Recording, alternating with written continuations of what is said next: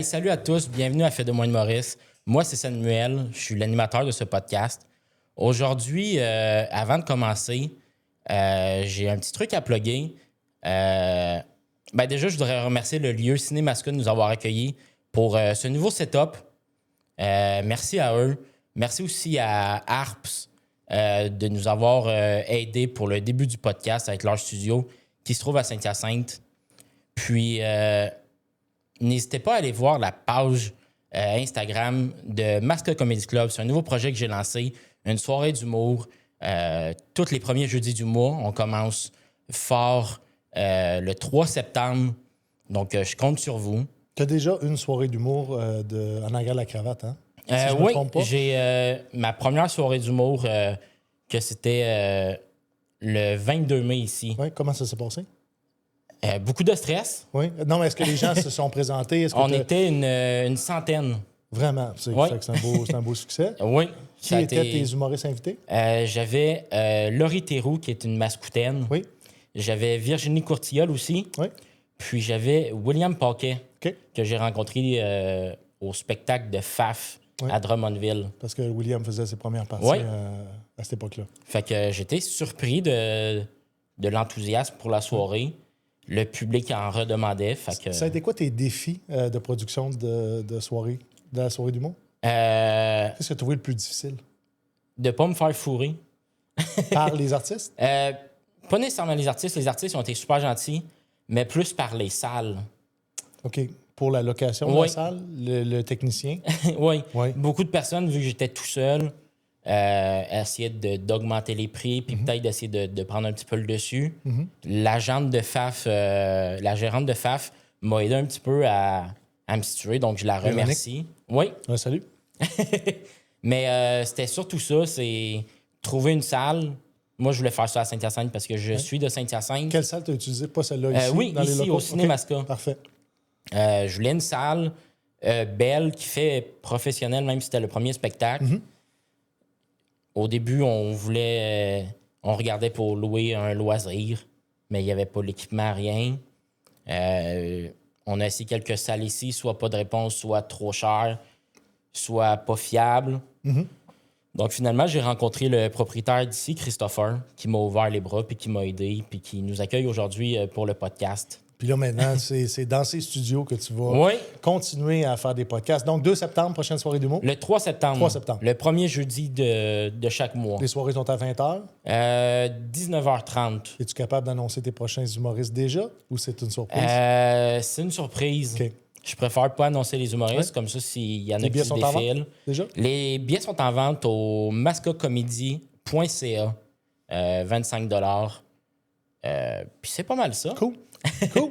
Aujourd'hui, j'ai la chance d'accueillir Steven Bilodeau, un humoriste de la relève, un ancien militaire. Bienvenue. Merci.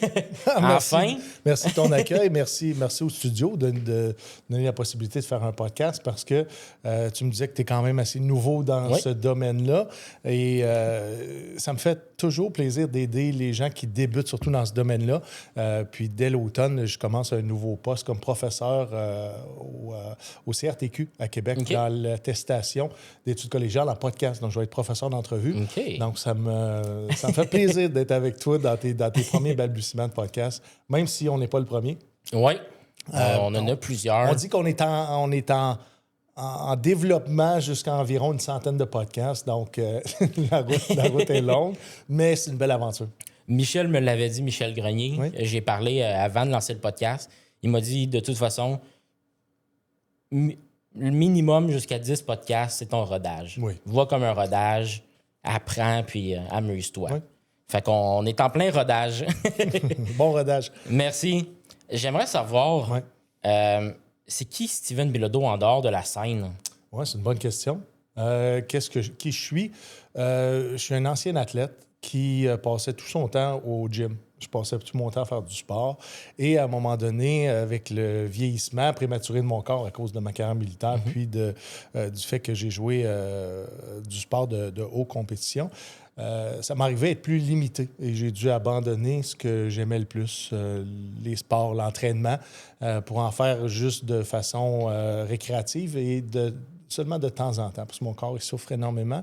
Donc, ça fait partie beaucoup de mon ADN. Je suis quelqu'un de compétitif, je suis quelqu'un qui adore les arts de la scène. Je suis rationnel, mais en même temps, j'ai un grand côté créatif. J'aime le roast, puis je me souviens, dans ma famille, parce que c'est un peu ça qui m'a donné mes premières armes en stand-up. J'observais mes oncles autour de la table quand on avait des réunions familiales, puis mes oncles se roastaient l'un et l'autre, puis ils roastaient des membres de notre famille. Puis je me souviens que mes oncles étaient vraiment drôles. Mes tantes étaient drôles aussi, mais il fallait attendre qu'elles soient saoules. C'est ce que je veux dire. C'est que par observation, j'ai commencé à faire mes premières armes en stand-up. De la façon un peu en roastant les autres autour de moi, mais j'ai toujours aimé faire rire les gens pour, entre autres, être aimé, être accepté dans un groupe, mais en même temps, tout ce que ça me procurait au niveau de l'adrénaline, ça me convenait. Aujourd'hui, je pense que je suis vraiment sur mon X après une carrière militaire de 20 ans. Avoir fait plusieurs choses dans ma vie, je pense que je suis quelqu'un d'accompli, mais je continue à chaque jour à essayer d'être pertinent, puis à me dépasser, puis à aller vers ce qui me rend heureux, parce qu'à la fin de la journée, je pense qu'il est important, c'est de faire ce qui nous rend heureux, en autant qu'on soit capable de payer notre loyer puis notre épicerie. Ouais. Puis aujourd'hui, c'est juste épouvantable, le coût de la vie. Mais je pense que si tu es capable de tirer ton épingle du jeu, que ta qualité de vie te satisfait, l'argent peut devenir rapidement secondaire. Puis c'est un peu ce qui se passe dans le milieu de l'humour présentement. Je vais te replonger il y a plusieurs années. J'aimerais savoir comment tu te décrirais, comment décrirais ton enfance en 3 mots? Mon enfance, ça a été sportif, ça a été difficile dans le sens que j'ai perdu ma mère à l'âge de 8 ans. Je suis un enfant de la DPJ. Il y a eu des bonnes familles, il y a eu des mauvaises familles. Donc, je peux dire que la souffrance a fait partie de ma jeunesse. Mais en même temps, tellement rempli de belles choses. Je suis un jeune qui allait au Patro Rocamadour. Je ne sais pas si tu sais qu'est-ce que c'est. Non. C'est comme un centre récréatif géré par des religieux de Saint-Vincent-de-Paul. Et au Patro, on avait la chance d'évoluer comme jeune, comme adolescent, comme jeune adulte. Puis ça nous permettait de faire du sport. Okay. Tout en ayant des principes fondamentaux de chrétienté. Donc, c'était ça un peu le fondement du Patro. Puis le Patro m'a donné la possibilité de devenir assistant moniteur, animateur, ce qui a contribué à mon éducation énormément. Et je pense que pour moi, ça a été un endroit extraordinaire pour évoluer, pour grandir. Donc, mon enfance a été coupée en deux, bien entendu, avec la mort de ma mère. Mais je crois que j'ai trouvé mon bonheur au travers de la souffrance que j'ai pu vivre. Quel genre d'enfant t'étais? C'est drôle que tu me dises ça parce que j'ai fait un spectacle récemment au camping Mon Plaisir. Oui, j'ai renoué avec une professeure. Il y a une de mes anciennes professeures du secondaire qui était présente. Puis elle m'a fait des révélations qui m'ont un peu surprise parce que une des choses qu'elle m'a dit, elle a dit que tu étais turbulent, mais tu n'étais pas si dérangeant que ça. Tu étais le genre d'enfant qui mettait le feu, mais qui, après ça, se cachait puis n'en prenait pas la responsabilité. J'avais trouvé ça très drôle. Elle avait mentionné que j'avais des difficultés en français à cette époque-là, ce qui est ironique parce qu'aujourd'hui, mes textes doivent... ce que je veux dire, c'est que j'évolue dans le français avec l'écriture des textes en humour, même s'il y a beaucoup de joual qui est utilisé, ça reste que on fait beaucoup de publications, on corrige nos fautes, puis je pense qu'on s'améliore en français au bout du compte. Est-ce que tu étais réservé? Est-ce que non, tu avais déjà un petit peu cette volonté de faire rire? Oui, beaucoup. J'avais envie d'être entendu, j'avais envie d'être aimé, j'avais envie d'être vu des autres. Donc, l'humour a servi énormément à ça. Et je pense que j'étais drôle. J'ai toujours été drôle dans mon approche, dans mon style d'humour. J'ai toujours travaillé pour essayer de sentir c'était quel le bon moment de lancer le punch-out, de lancer la blague ou de renverser un peu une situation pour en arriver à désamorcer des situations difficiles. Je pense que je suis devenu un peu un maître dans cet art-là, au travers des difficultés et des moments heureux de ma vie, parce que tantôt, je te raconte, autour de la table à la maison, c'était des moments qui étaient très, très heureux. Puis même si le roast faisait partie de notre dynamique familiale, il n'y a rien qui était senti, il n'y a rien qui était... Oui, en apparence, ça pouvait être des méchancetés gratuites, mais à la fin de la journée, tout le monde savait que on était dans l'amour et le plaisir. Parfait.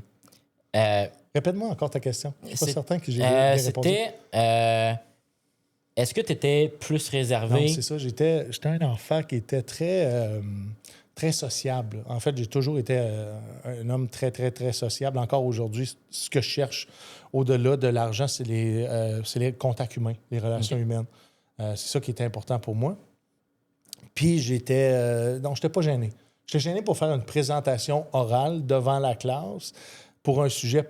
Pourquoi? Parce que je n'étais jamais préparé, parce que ça ne me tentait pas de mettre les efforts, pas parce que je n'avais pas de compétences. Au contraire, je réussissais à passer, même si je faisais toujours le minimum d'efforts et j'arrivais dans mes présentations orales, bien entendu, pas préparé, je ne connaissais pas mon texte, je ne maîtrisais pas mon sujet, ce qui faisait en sorte que j'avais du stress à monter sur scène et je n'ai pas retrouvé le même stress quand j'ai commencé à faire de l'humour parce que là, j'étais rendu préparé. Là, j'étais rendu que je voulais mettre les efforts parce que ce que j'allais vivre m'intéressait, me passionnait. Donc, dans ce temps-là, c'est beaucoup plus facile d'investir du temps.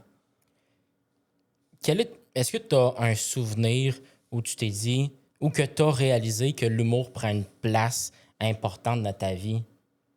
À quel moment que c'est arrivé où tu as eu le déclic? À quel moment que ça a pris beaucoup de place dans ma vie? Je pense que la minute que tu commences à être sélectionné pour être une tête d'affiche d'un spectacle, tu comprends l'importance. C'est là que tu passes de « je fais de l'humour de façon récréative » à dire « je vais faire de l'humour de façon professionnelle » parce que les gens qui ont payé les billets veulent voir la tête d'affiche, veulent que la tête d'affiche soit performante. Donc là, tu passes de juste être exister sur une scène à faut que j'aille là et que je prouve que j'avais ma place comme tête d'affiche puis que je sois drôle comme une tête d'affiche. Donc, il y a une plus grande responsabilité qui est sur tes épaules. Tu n'as pas besoin d'être parfait, mais l'important, c'est que ton passage là soit suffisant pour marquer les gens puis que les gens sortent du Comedy Club ou de la soirée d'humour puis qu'ils disent « Hey, je veux revenir. » Pourquoi? Parce que les gens qui ont mis ces gens-là en scène ont fait un bon travail, puis j'ai hâte de voir les prochains, puis c'est un peu ce qui va se passer le 3 septembre prochain. Oui. Ouais. Moi, je t'ai déjà vu en show. Si je me souviens bien, tu étais en première partie de... Mathieu C. Mathieu Cyr, oui. Et Olivier Martineau. Oui, les deux c'est ensemble. ça. Je pense que vous étiez venus ici à Saint-Hyacinthe. Oui. Puis, Avec la tournée Avant la fin du monde, Oui. Olivier Martineau s'était associé avec Mathieu Cyr sous Primaire Productions, où à ce moment-là, je crois que ça s'appelait Doigt d'honneur Production. Belle tournée, tout près de 50 000 billets vendus. On a fait le tour du Québec une et de certaines places 2 fois. Ça a été pour moi une grande école parce que c'était la première fois que je faisais mes premiers pas dans les grandes salles de spectacle, chez les diffuseurs du Québec. Et encore une fois, une grande responsabilité vient aussi la pression de performer. Puis ton travail en première partie, c'est de réchauffer la foule, puis que la foule soit prête pour les têtes d'affiche, dans le cas de Mathieu et Olivier. Mais de n'importe qui fait ce boulot-là, c'est que ton travail, à la fin de la journée, c'est que les gens soient prêts à rire fort dès la première blague pour l'humoriste vedette. Quelle personne a eu le plus d'influence sur toi en grandissant, que ce soit dans le monde de l'humour ou personnel? C'est une bonne question. Dans l'armée, j'ai eu plusieurs mentors. Je te dirais que mon éducation, je l'ai continuée au travers de figures paternelles. Je me souviens d'un adjudant, entre autres, qui était à mes recrues, pour qui j'avais beaucoup de respect. Et j'avais une grande confiance en envers son intelligence émotionnelle. Puis cette personne-là a été un guide pour comprendre dans quoi je m'embarquais émotionnellement. Parce que l'armée est très difficile, très demandant, puis souvent, un des patterns, c'est que tu rencontres jamais les objectifs, ce qui fait en sorte que tu dépasses tes limites jusqu'à l'échec. Et ça fait partie du développement. Mais d'un point de vue émotionnel, de le comprendre, de le vivre, c'est autre chose. Puis, étant donné que je suis un gars très sensible, j'avais de la difficulté, puis j'avais envie de décrocher. Cette personne-là m'avait dit, Steven, considère que tu es après jouer un rôle, c'est une pièce de théâtre, tout ça et de la poudre aux yeux pour en arriver à ce que tu rencontres, les standards, puis après ça, être prêt à aller faire ton métier. Donc, cette personne-là, après ça, j'ai eu mon entraîneur de basket pour Équipe Canada militaire, George Mooney. J'ai plus de lien avec lui depuis ma retraite en 2015. J'ai joué 15 ans pour Équipe Canada militaire, plusieurs championnats mondiaux, un olympique militaire à Rio de Janeiro en 2011. Cet homme-là, George Mooney, a été mon deuxième père. C'est pas compliqué. Et un deuxième père semblable au mien, dans le sens très tough, très difficile, très exigeant envers moi. Mais comme mon père, une intelligence émotionnelle, et je sentais tout son amour pour moi, malgré le fait que ça me rend émotionnel, qui exigeait toujours plus de moi ou que des fois, il était déçu de moi. Cet homme-là avait des enfants, mais je me considérais comme un de ses enfants. Puis je pense que ses propres enfants aussi me considéraient pratiquement comme un grand frère. Fait que cet homme-là, George Mooney, a été pour moi extraordinaire. Est-ce que... Pourquoi vos chemins se sont... Si c'est... Quand est arrivé le temps de la retraite, j'ai trouvé ça très difficile d'abandonner ce que j'aimais le plus au monde. Et j'ai comme fait une coupure un peu avec cet univers-là. Je n'ai pas retourné jouer depuis au basketball. Peut-être une fois, je suis allé lancer des ballons. Mais je ne suis pas retourné parce que c'était trop difficile pour moi de voir, de constater que je n'étais pas capable des mêmes prouesses que je pouvais faire quand j'étais jeune. Et je perdais une famille aussi, parce que c'est pas juste ça. C'est pas juste le basketball. C'est une équipe, c'est une famille, tu t'attaches aux gens. J'étais très attaché à mon entraîneur, mes entraîneurs, mes thérapeutes sportifs. Donc, je pense que je me suis isolé pour me protéger un peu émotionnellement. Ça a été très, très, très difficile de vivre ça. Et après ça, on a tenté de reconnecter, mais j'ai une vie très occupée et je ne sais pas si je devrais dire ça, mais d'un point de vue familial, de leur côté, ils ont subi il y a une séparation qui a fait en sorte aussi que c'était plus difficile de se côtoyer. Je n'irai pas plus loin que ça parce que c'est pas ma vie à moi. Mais je souhaite un jour, s'il est encore vivant, de poursuivre cette relation-là. Énorme respect pour cet homme-là. Énorme respect. Et son ex-femme aussi. Donc, il n'a jamais eu la chance de venir te voir sur scène, voir ton Non, jamais. renouveau. Puis c'est un anglophone. OK. C'est un anglophone. Puis je ne sais pas s'il comprendrait toutes les nuances, le sarcasme, parce que c'est pas tout le monde qui comprend bien le sarcasme, capable de bien saisir le sarcasme. Je sais pas si... J'ai l'impression que l'humour francophone ne serait pas nécessairement son bag, malgré que j'ai commencé à faire de l'humour en anglais avec Absolute Comedy puis Yuck Yuck, comme dit Club. Dans la région de Québec, à ce moment-là, oui, probablement qu'il aurait pu, mais je n'étais pas à mon meilleur dans mes premières années. Peut-être qu'un il jour, aurait constaté un jeune qui voulait beaucoup, mais avec peu d'expérience en arrière de la cravate. Peut-être qu'un jour, il y aura la chance de voir ton show traduit sur Netflix. Peut-être. C'est tellement pas un gars de réseaux sociaux non plus. Là. Je pense qu'il n'y avait même pas de Facebook. Peut-être aussi une des raisons pourquoi on s'est perdu de vue. Là. Les réseaux sociaux sont extraordinaires pour garder des liens entre les gens, malgré la distance. Tu as parlé un peu plus tôt que niveau famille, c'était un peu plus compliqué, dû au décès de ta mère. Quelles sont les valeurs qui t'ont été transmises importantes par ton milieu familial?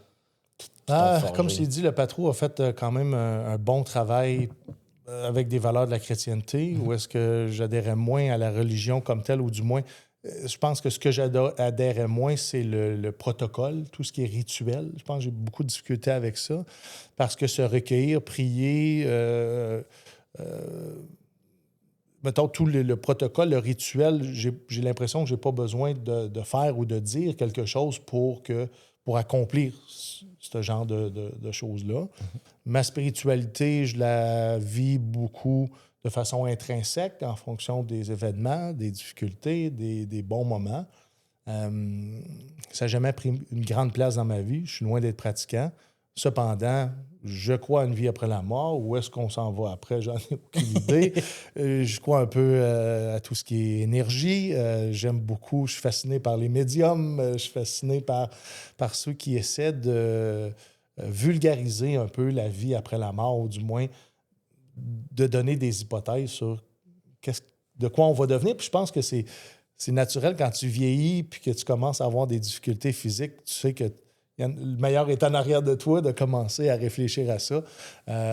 C'est drôle parce qu'en fin de semaine, avec mon meilleur chum, on parlait un peu de ça. T'sais? Puis il faut que tu aies vraiment l'esprit ouvert parce que les gens ont toutes sortes de croyances. Qu'est-ce qui... C'était quoi ton plus grand défi à cette époque-là, toute ta jeunesse, adolescence? Ouais. Je pense que le plus grand défi, c'est un défi affectif. Je pense que ma plus grande lacune, c'est une lacune affective. Je pense que j'ai toujours essayé de chercher au travers des femmes de ma vie, ma mère. J'avais un grand besoin de reconnaissance, d'affection, d'appartenir à une famille. Tu sais, c'est pas la première fois que je dis ça. Tu sais, l'armée a été pour moi une famille. Mon équipe de basket a été pour moi une famille. Le patro a été pour moi une famille. Donc, chercher une famille, je pense, ça fait partie de mon chemin de vie. Puis aujourd'hui, j'aurais souhaité que le milieu de l'humour soit une famille. Malheureusement, c'est un peu une famille dysfonctionnelle, dans le sens que j'ai l'impression que personne n'est ensemble. C'est normal parce qu'au final, on compétitionne pour un morceau de la tarte. Mais j'aurais aimé ça que ça soit plus... comment je pourrais dire ça? Plus rassembleur, le milieu de l'humour. Mais à force d'évoluer dans ce milieu-là, je comprends mieux où sont... comment je pourrais dire ça? Où est ma place, où est pas ma place? Ouais. Puis aujourd'hui, elle est où ta place? Elle est à quelque part dans l'humour de la relève, dans l'humour émergente. Je sens que les gens m'apprécient pour ceux qui m'ont choisi parce que t'imposes pas un humoriste aux gens. C'est les gens qui te choisissent en fonction de plein de choses. Et plein de choses qui, des fois, n'ont pas de lien avec ce que tu dis sur scène. Et les podcasts comme on fait là permettent de comprendre davantage qui sont les êtres humains en arrière de ceux qui bâtissent les blagues puis ceux qui nous font rire. Et je dirais par le fait même que c'est important que ce que tu vas raconter sur scène aussi, tu sois détaché émotionnellement pour pas que les gens sentent que ton propos est lourd ou que tu es affecté parce que tu dénonces par le rire, en fait. C'est ça ce que j'ai toujours fait attention. J'ai-tu répondu à ta question? Oui. Oui? Quel souvenir, avec le recul, qui t'a le plus construit, qui t'a le plus appris? Quel est le recul? Que je pense qu'avec ma carrière militaire, j'ai appris qu'on a besoin de tout le monde. Peu importe tes forces et tes faiblesses, une équipe, je te parle encore d'équipe, a besoin de tout le monde. À n'importe quel moment, à n'importe quel niveau, peu importe tes compétences, c'est de faire en sorte que cet être humain-là contribue au collectif.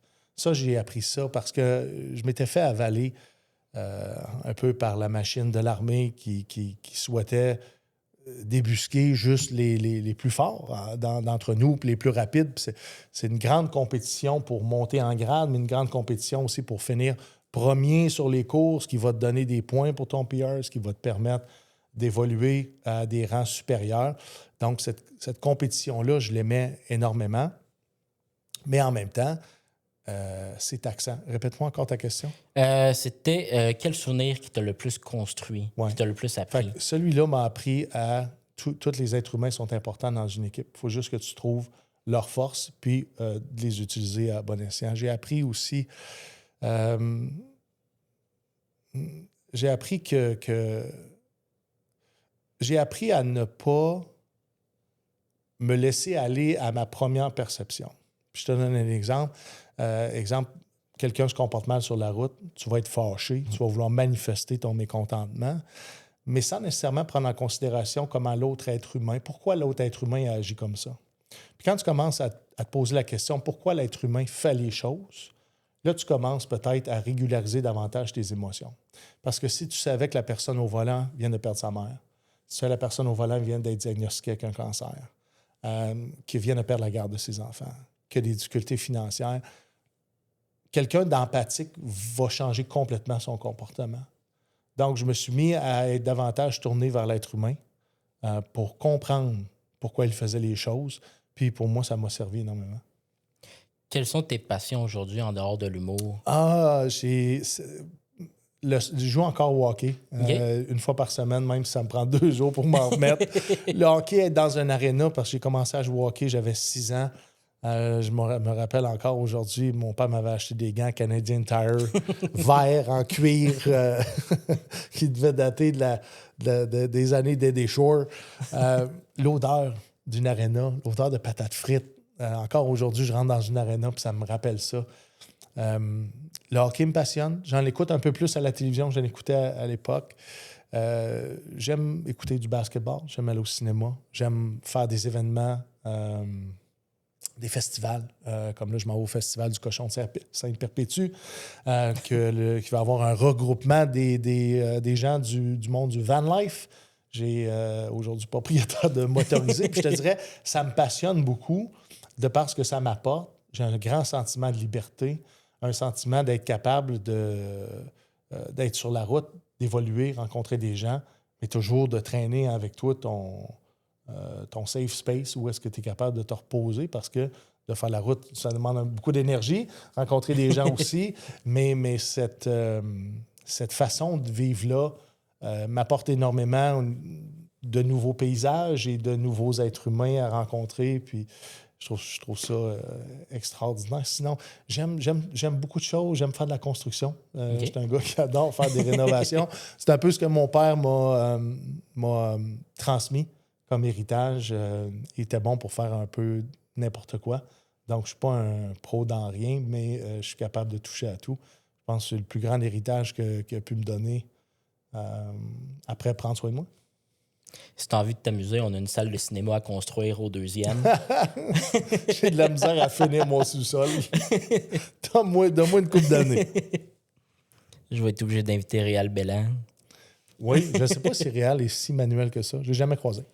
Ben, il y a des émissions Papa Marteau, puis oui.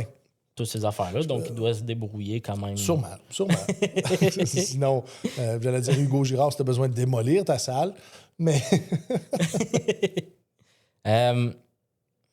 Qu'est-ce qui te fait rire à tous les jours?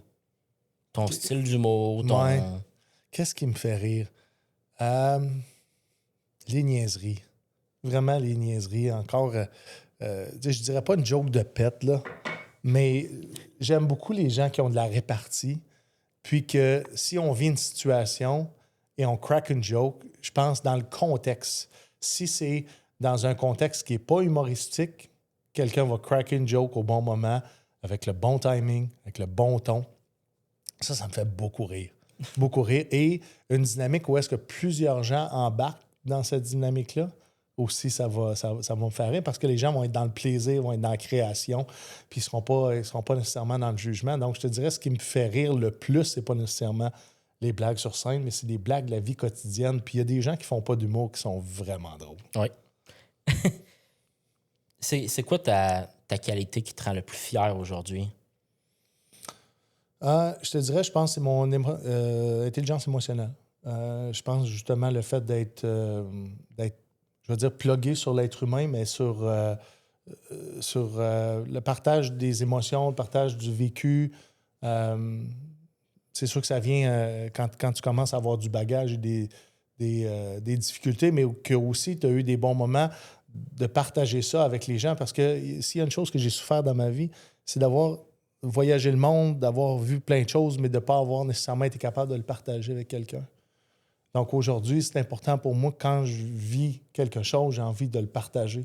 Tu sais, c'est le fun d'aller faire un spectacle solo, mais un spectacle solo seul, des fois, ça peut être triste. Pas dans sa forme, mais de ne pas le partager, c'est là où est-ce que je soulignerais le mot triste, parce que c'est beau, c'est le fun, il y a tellement à discuter que c'est ça, tu veux le partager avec quelqu'un. Est-ce qu'il y a un moyen que nous, on voit où est-ce que tu partages tes aventures? Est-ce que... Je sais pas si tu gardes ça... Non, ben, tu parles de vlogger? Oui. Je ne suis pas un grand vlogueur non plus. J'ai de la difficulté avec le côté numérique. Ça ne m'intéresse pas. Pour moi, c'est pas concret. C'est souvent beaucoup de travail pour pas beaucoup d'expérience humaine. Ce que je cherche, c'est vraiment... la scène, c'est probablement le plus bel exemple, dans le sens que ensemble, on vit ce moment-là. Puis après ça, on est capable d'en parler puis de continuer à le faire vivre ensemble jusqu'à la première scène. Donc, je pense que le numérique sera jamais pour moi. Cependant, il va falloir que je m'équipe d'une équipe pour m'aider à produire sur le numérique, sur les réseaux sociaux. Parce qu'aujourd'hui, on est capable d'en retirer beaucoup de bénéfices en marketing. Donc, c'est quelque chose à travailler dans mon cas. Mais on va y arriver. On va y arriver. Parfait. Je veux juste aller voir la caméra. Oui. Elle a fait un... voir si tout va bien. Peut-être la batterie, à moins que tu sois plugué directement. Je suis plugué. Cette intermission est une présentation de la salle de spectacle. Comment elle s'appelle encore? Cinémascope. Cinémascope. C'est le temps de plugger tes affaires. Là. C'est vrai? Alors, étant donné que c'est le temps de plugger mes réseaux sociaux, j'aimerais que vous preniez 2 minutes. Et ça va m'aider énormément. Allez vous abonner à Facebook, Instagram, TikTok, Steven Bilodeau humoriste pour... Je pense que c'est là que je place mon contenu et je place mes dates de spectacle. J'ai un site web, stevenbilodeau.com, mais allez pas voir ce site web-là. C'est un désastre. Un désastre, puis je place pas de spectacle-là. Je devrais le faire. Je vous l'ai dit, je ne suis pas bon en numérique, mais j'ai une équipe qui va m'aider à produire tout ça. Sachez que Prima Productions lance ma première tournée. G.I. Joe dès l'automne. Donc, c'est important de s'abonner sur mes réseaux sociaux pour avoir les dates partout en province. On est de retour. On est de retour. Puis, y avait-tu une caméra qui... Il y a celle-là qui était éteinte. OK. Mais c'est pas tant grave. Non, les principales, ils étaient corrects. La centrale était là, donc on va être capable de faire du montage. Et au contraire, on parlait des qualités, Oui. mais un défaut que tu essaies encore aujourd'hui d'améliorer. Je dirais je suis colérique souvent. Je suis intolérant à l'incompétence ou étant donné que, je vais être très honnête là-dessus, étant donné que j'ai beaucoup de douleurs physiques, si quelque chose, dans un moment où est-ce que j'ai des douleurs aiguës qui prend plus de temps qu'il devrait prendre, c'est là où est-ce que je deviens impatient, puis mon comportement peut en découler. Ceci dit, étant donné que je suis très conscient de ça, je fais attention. Puis une autre des choses qui est à faire attention, étant donné que j'ai un état de stress post-traumatique aussi, c'est s'il arrivait un événement où est-ce que je perçois une menace, souvent on va réagir disproportionnellement à, pas la menace, mais l'événement qui est en cours, que ton cerveau, de façon inconsciente, a perçu comme une menace. Donc ça, c'est à faire attention. Sinon, être plus en retard, être moins en retard, parce que je suis en retard souvent. Dernière minute, je te dirais que j'aime performer à la dernière minute, donc souvent, ça m'amène avec un peu de retard. C'est un petit peu avec le sentiment de vouloir être libre, comme que tu disais.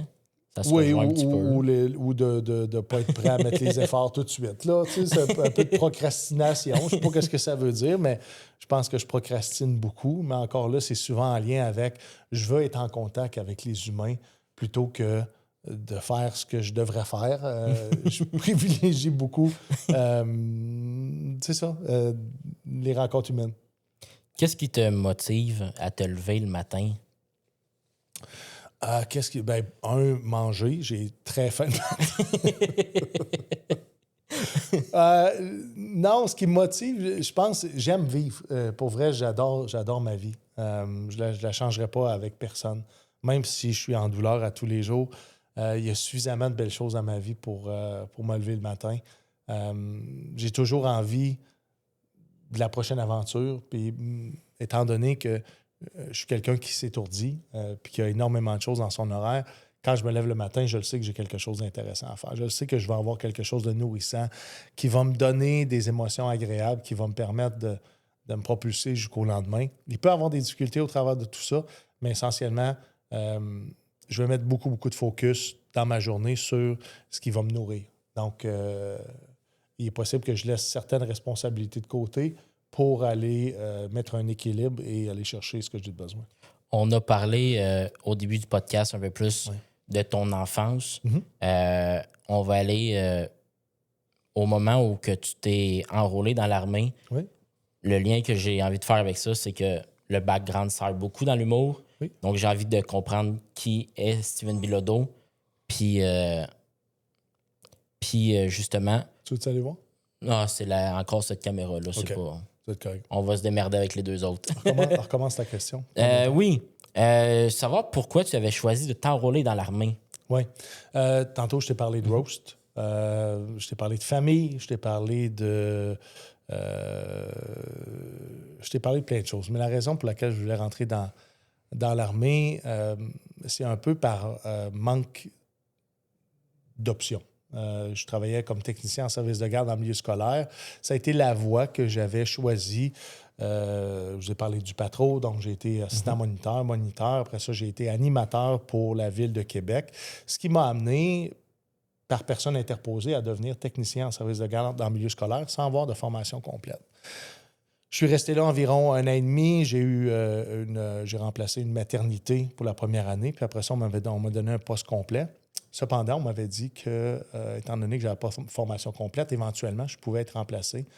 Ce qui m'a fait peur au niveau de la stabilité, de la sécurité, même si c'était bien rémunéré dans ce temps-là, surtout pour quelqu'un qui n'avait pas de formation. Mais en même temps, c'est pas nécessairement évident de travailler avec les enfants. Puis je lève mon chapeau à tous les enseignantes et les gens qui travaillent à la petite enfance.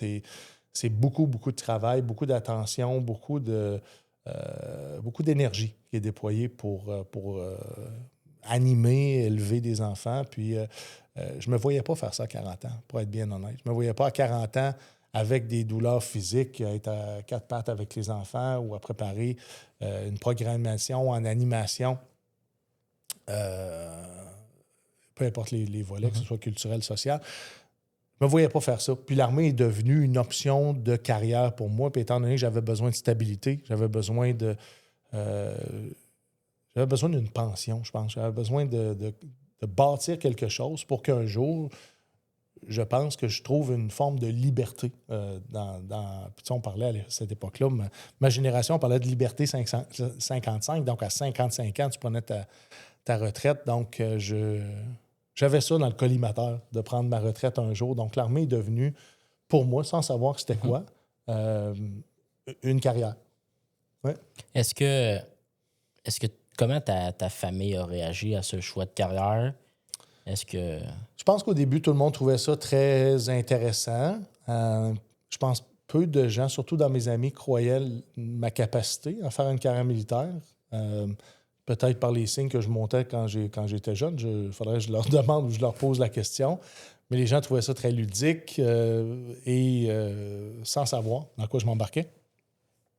Je me suis ramassé au recrue et de fil en aiguille, je me suis retrouvé à ma place, vraiment à ma place. Mais j'ai réalisé qu'un emploi comme celui-là, une carrière comme celle-là, n'allait pas m'amener très riche, qu'elle allait me donner une belle stabilité, une belle qualité de vie, Mais si j'aspirais à devenir plus fortuné, il fallait que je fasse autre chose. Puis toute ma carrière, j'ai réussi à pas mettre tous mes œufs dans le même panier, puis à développer des façons de créer de la richesse au travers de la rénovation de propriétés. J'ai eu un restaurant de sushi. J'ai travaillé dans les bars pendant plusieurs années. Donc, j'ai toujours eu un sideline en marge de l'armée. Et parce que je considérais pas que l'armée, à ce moment-là, était si... comment je pourrais dire ça? Je trouvais que comme statut social, c'était peut-être pas suffisant puis que j'avais besoin de produire davantage pour me valoriser auprès des autres. Je pense que c'est une réponse honnête. Oui. C'est quoi ton premier contact avec la réalité? Là? Tu t'enrôles? Oui. C'est quoi ton... Premier contact, premièrement, je m'enrôle pour devenir policier militaire ou être blindé. Puis l'armée m'appelle rapidement. On a un cours de fantassin qui commence. Encore une fois, je n'ai aucune idée c'est quoi. Telle date, si tu as envie, tu rentres dans l'armée tout de suite. Et je cumulais beaucoup de dettes à ce moment-là. J'étais un gambler. J'allais au casino. Puis mes cartes de crédit, je me rappelle qu'elles étaient très pleines. Ça fait pas très glamour de rentrer un peu par la force des choses dans l'armée pour pas sauver ta peau, mais pour rétablir ta situation pas familiale, parce que j'ai pas d'enfant, puis j'en avais pas. Mais d'avoir une stabilité, puis de partir sa vie sur des bonnes bases, puis de partir sa vie avec des cartes de crédit pleines. Je me rappelle, j'avais 30 000 en dette à ce moment-là. C'était beaucoup. Donc, l'armée me permettait de me libérer de plusieurs difficultés, puis en même temps d'aspirer à de l'aventure, à une belle carrière où est-ce que je n'allais pas dépenser beaucoup d'argent pour vivre tout ça. Hein? Parce que souvent, quand on vit d'aventure, il faut le dépenser, ça va faire du sport extrême, mais l'armée allait m'apporter tout ça sans que j'aie à dépenser une scène. Donc, ouais. C'est quoi la plus grosse différence entre ce que les gens pensent de l'armée et la réalité que toi, tu as vécue? OK. Parce que pour avoir un podcast avec des premiers répondants, des soldats, des vétérans, premièrement, on s'enrôle jeune dans l'armée. Est-ce qu'on sait exactement c'est quoi? Non. Mais les gens, souvent, nous prêtent l'intention qu'on savait dans quoi on s'embarquait. L'armée au Québec est considérée comme un appareil fédéral. Puis étant donné qu'au Québec, il y a un grand pourcentage de gens qui aspirent à l'indépendance du Québec, au nationalisme, bien, tout ce qui est fédéral est, mettons, pas nécessairement souhaité. Donc, on nous prête souvent l'intention qu'on sait qu'on s'embarque là-dedans, puis qu'on est des fédéralistes parce qu'on a choisi l'armée, ou on a choisi l'armée parce qu'on est pour la guerre, ou on est pour les armes. Puis je te jure qu'il n'y a rien de ça qui est considéré quand tu as 17, 18, 19, 20 ans et tu veux juste devenir un homme, tu veux juste exister, tu veux être respecté. Moi, les gens nous prêtent beaucoup cette intention-là, une conscience politique en arrière d'un choix de carrière. En tout cas, dans mon cas, ça n'a pas du tout été ça. Puis les gens que je rencontre, j'ai pas l'impression que ça faisait partie de leur cheminement, de leur réflexion. Il y a des gens qui réfléchissent plus que d'autres pour le choix d'une carrière, mais quand tu rentres dans les armes de combat, dans l'armée, souvent, tu vas venir de la rue, tu vas venir de milieux défavorisés. Souvent, c'est une clientèle plus vulnérable. Donc, souvent, leur éducation n'a pas été faite adéquatement, n'a pas été avisée non plus par des gens qui... comment je pourrais dire ça? Que leurs parents, des jeunes que leurs parents étaient des entrepreneurs ou étaient a fait des études supérieures. Tu sais, chez nous, personne n'a fait pratiquement d'études supérieures dans les générations qui m'ont précédé. Donc, cette influence-là, tu ne l'as pas. Puis tu considères que l'armée, c'est un bon emploi. C'est sécuritaire. C'est ton avenir et c'est quelque chose que, je vais dire, tu peux te payer. Donc, si j'avais été avisé différemment, si même dans mes tests au recrutement, ce que j'ai vu par la suite, c'est que j'avais aucune restriction au niveau des métiers. On n'aurait pas choisi pour moi le métier le plus simplet qui, à la base, est d'aller ça pourrait aller jusqu'à tuer des gens. J'aurais choisi un métier davantage spécialisé, puis ça m'a pris 10 ans avant d'être capable de sortir de l'infanterie pour m'en aller policier militaire. Et j'aurais probablement, même si on m'avait encore mieux dirigé, j'aurais été pour probablement d'autres métiers où est-ce que j'avais des habiletés, des aspirations ou une envie de faire ça, tu sais. À quoi ressemblait une journée typique à cette époque? Dans l'armée? Oui, ben, dans l'armée, puis... OK. Ben, tout ce qui est la portion, quand tu penses aux recrues ou tu passes sur ton cours de métier, ben, tout ça est un peu... Ben, c'est très encadré. Tu n'as pas beaucoup d'opportunités de côtoyer l'extérieur. Tu vis ça un peu dans un peu comme à Big Brother. Tu es enfermé, tout le monde ensemble. Il se crée un genre de dynamique dans ce groupe-là, puis même une hiérarchie qui s'installe assez rapidement. Puis tu deviens comme confiné, puis en même temps, tu as beaucoup moins d'influence de l'extérieur, ce qui fait que cet environnement-là devient la vie. Mais ce n'est pas nécessairement la vie parce que quand tu quittes ça, puis tu rentres dans ton unité, là, tu vas vivre une vie beaucoup plus normale. Ça peut être à 7 heures le matin jusqu'à 4 heures l'après-midi. Ça va commencer avec un entraînement matinal, mais ta nuit, tu l'as passé chez vous. Beaucoup de jeunes soldats, incluant moi-même, au début, on avait des salaires qui n'étaient pas très, très grands, donc on vivait sur la base militaire. Ceux qui vivaient sur la base militaire avaient une dynamique différente de ceux qui étaient à l'extérieur de la base avec des familles. Donc, tu arrives à l'unité, ton entraînement physique, c'est souvent la première chose que tu fais le matin. Tu vas prendre ta douche, puis après ça, tu vas suivre l'horaire d'entraînement ou d'opération qui a été prévu par l'unité. Puis ça pouvait être de n'importe quel ordre. Ça peut être de l'entraînement sur les explosifs, sur les armes, sur le premier soin. Toutes les qualifications d'un soldat de base et les qualifications de son métier, à chaque année, doivent faire preuve de vérification. Dans le fond, on s'en va se requalifier sur ce qu'on a été qualifié pour s'assurer qu'on est current et on est encore compétent pour opérer ou pour réagir sur une situation. Est-ce que l'humour avait sa place dans les rangs? Énormément.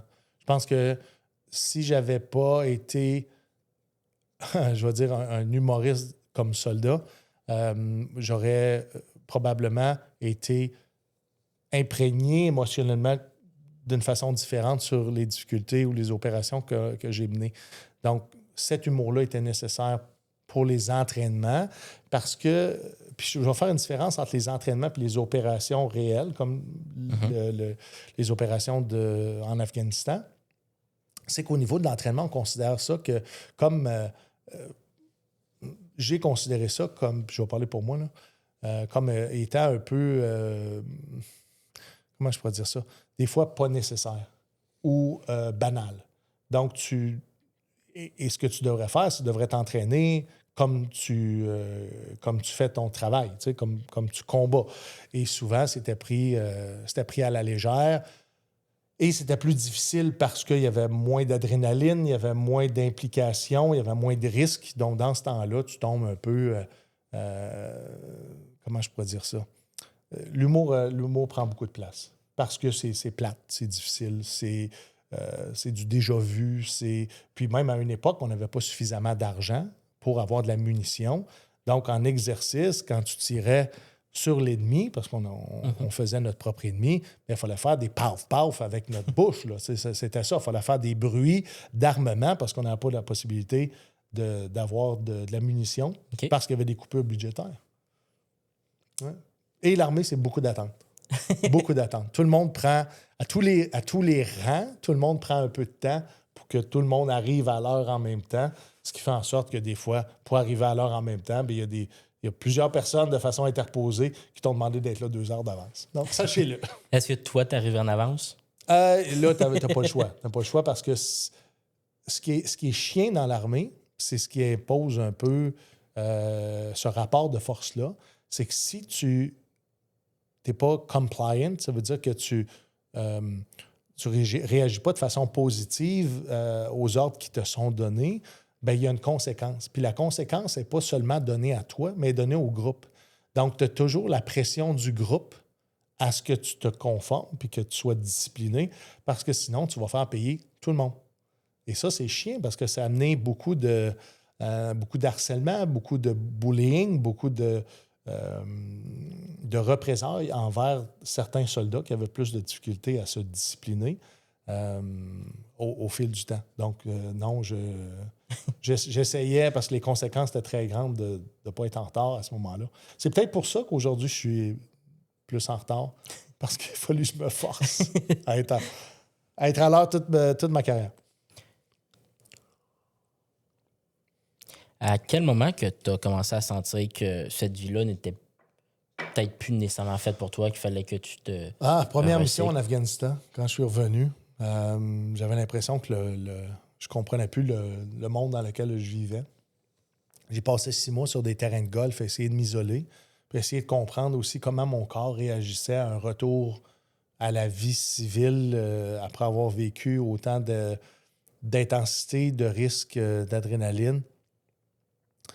Je me suis dit, à ce moment-là, pas que l'armée n'est plus pour moi, mais je veux aller faire un autre métier. J'ai dit, je pense que là, j'ai eu peur. J'ai fait mon métier, puis je suis prêt à aller en faire un autre parce que est-ce que l'entraînement, puisque j'ai vécu, valait tous les sacrifices de ce métier-là, je m'étais venu à la conclusion que non. Puis souvent, à cette époque-là, on parlait aussi du vieillissement prématuré du corps, puis qu'éventuellement, ben, si tu es fantassin, un jour, tu vas être cassé, ton dos, tu vas avoir mal, tes genoux. On savait que les conséquences sur le corps de ce métier-là étaient importantes. Donc, j'avais ça aussi en tête pour aller faire un autre métier. Mais l'armée ne te laisse pas quitter un métier des armes de combat, surtout celui de fantassin, parce qu'on est en constant recrutement pour ce poste-là, parce que ce n'est pas nécessairement ce qui est le plus glorieux et ce qui donne le plus de chances non plus de transitionner vers la vie civile une fois que ta carrière est terminée. Donc, c'est difficile au niveau du recrutement. Quand tu veux sortir de ce métier-là, tu as été qualifié, ils ont dépensé beaucoup d'argent sur toi, bien, ils ne sont pas nécessairement enclins à faire sortir tout le monde en claquant des doigts, puis de dépenser encore beaucoup d'argent pour que tu réapprennes un autre métier parce que ton premier ne te convenait pas. Je souhaite qu'un jour, ça change parce que les métiers des armes de combat sont très exigeants au niveau physique.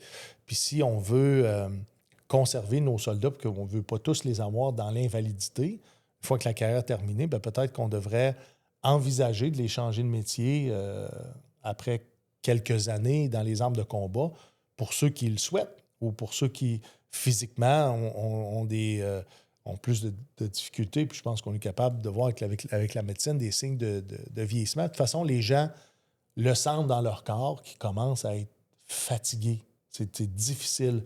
Puis quand tu es jeune, ces difficultés-là, ces sacrifices-là, tu es prêt à les faire. Plus que tu vieillis, plus que ça commence à demander de l'énergie, plus d'énergie. Puis tu arrives à la maison, puis tu n'as plus d'énergie pour rien faire parce que, en plus d'avoir été très exigeant physiquement, ben, tu as la douleur qui vient avec ça. Donc, tu as une gestion de la douleur. Fait que là, j'envisageais les options de changer de métier. Puis policier militaire était mon premier choix. J'ai toujours voulu être policier dans la vie pour j'avais un sens de la justice. Puis pas juste de la justice, mais je pense que le sentiment le plus fort, c'était celui d'aider les êtres humains. Puis j'ai toujours eu de la difficulté à comprendre pourquoi les gens percevaient les policiers de cette façon-là. Parce que la façon dont moi j'ai fait de la police, c'était pour servir les gens. C'était pas pour faire de la répression. La répression était souvent la dernière chose que je voulais faire. Quand tu fais de la répression, c'est parce que l'individu ne veut pas collaborer, ne veut pas respecter les règlements, ne veut pas respecter les lois. Et j'essayais toujours de jamais arriver à de la répression. Donc, j'ai aimé beaucoup être un policier communautaire. J'ai aimé beaucoup faire de la prévention. J'aimais beaucoup aller à la rencontre des gens dans mes secteurs de responsabilité, juste pour jaser, sans nécessairement avoir des opérations policières à faire là, pour créer un lien. Parce que quand il arrive un événement, puis que tu interviens comme policier, puis tu as des alliés sur une scène, tu ne peux pas demander mieux que ça. Premièrement, il y a un article du Code criminel qui permet d'utiliser un civil aussi pour t'aider dans des opérations policières si dans un cas ou dans un autre. Mais je trouvais ça important que les gens comprennent que la police est là pour travailler pour eux, pour la sécurité en général, pour l'application des lois et des règlements, et judiciariser ceux qui veulent rien entendre, ni du cul, ni de la tête. Puis je pense que dans une société, ça prend des règles, ça prend des gens qui font appliquer ces lois-là. C'est un travail ingrat, mais quand c'est bien compris de la population, puis quand il y a des policiers qui sont bien intentionnés, que les opérations respectent bien le modèle d'utilisation de la force, désescalade les situations, le ton, parce que souvent, ce que j'ai remarqué dans le métier de policier, c'est que rapidement, l'ego vient prendre de la place et c'est là que des erreurs sont commises. C'est là où est-ce qu'il y a des actions, des choses qui sont dites, qui sont prises, qui vont à l'encontre de l'utilisation du modèle de la force, qui vont à l'encontre de servir le public. Tu sais, que sur le coup de l'émotion, quelqu'un t'envoie chier, il n'a pas atteint ton intégrité physique, puis tu ne vas pas mourir demain matin. Tu es capable, comme policier, de comprendre qu'il y a un trop-plein d'émotions. Puis si tout de suite, je vais dire, c'est pas au sens figuré, mais tu sautes sur le gun, là, tu vas envenimer la situation. Puis dans une intervention, le temps n'existe pas. Donc, si tu as à prendre du temps pour bien faire comprendre, pour désamorcer la situation, pour donner de l'espace suffisant pour que tout le monde se calme puis qu'on discute de la situation, parce que là, il n'y a plus de danger, on a sécurisé pour qu'on discute comment on règle ça. Le policier, comme les gens qui sont impliqués, bien, tout ça va beaucoup mieux. Donc, les gens qui sont impatients, les policiers qui sont impatients, bien, ça peut jouer dans leur façon d'intervenir sur une scène. Ceux qui ont moins de confiance en eux ou qui veulent, je vais dire, pas perdre la face, puis encore une fois, ça peut être en lien avec un manque de confiance en soi, bien, tout ça a un impact négatif sur les préjugés et la perception que les gens ont envers les policiers. Donc, je ne te dis pas que je voulais changer ça à cette époque-là, mais c'est le genre de policier que j'avais envie d'être. Je pense que c'est le policier que j'ai été aussi, même si je n'ai pas intervenu beaucoup auprès de la population civile, c'était auprès de la population militaire. Bien, j'ai eu la chance d'évoluer, de travailler comme policier, comme moi je souhaitais l'être, puis comment moi je comprenais le service policier. Donc, je souhaite un jour que les gens vivent des expériences avec des policiers qui sont positives. Parce que c'est pas normal de voir la police comme des tout croches. Comme c'est pas correct d'avoir des policiers tout croches non plus. Mm-hmm. Ouais. Donc, il y a eu ta fin de carrière. J'invite les gens déjà à aller regarder l'épisode que tu as tourné avec Jer Alain, qui rentre un peu plus en détail dans tout ce que tu as À une époque aussi que j'étais plus vulnérable parce que c'est une époque où est-ce que la psychothérapie, je la faisais de façon intensive. Donc, vous allez voir qu'au niveau émotionnel, je suis à une place différente que je suis aujourd'hui. Et que j'étais dans une position où c'est que c'était peut-être difficile de parler des opérations, des forces spéciales. Mais je pense que je m'en suis bien tiré pour ça. Tantôt, tu mentionnais la fin de carrière. Oui. Mon deuxième métier, celui de policier militaire, m'a donné un deuxième souffle dans cette carrière militaire-là. Okay. M'a amené à des nouveaux défis, nouvel apprentissage, nouvelle application de mes connaissances, mais aussi un nouvel environnement de travail. Tu sais, le travail de policier, c'est différent de celui de l'infanterie, même en milieu de campagne, et des plus grandes responsabilités m'étaient données. Puis un des problèmes que j'avais à l'infanterie, puis pourquoi aussi je me suis développé dans d'autres secteurs, puis que je voulais faire de l'argent dans d'autres secteurs, m'accomplir dans d'autres secteurs, bien, je me souviens pas ce que je voulais dire par rapport à ça. Le changement de métier. Oui, le changement de métier.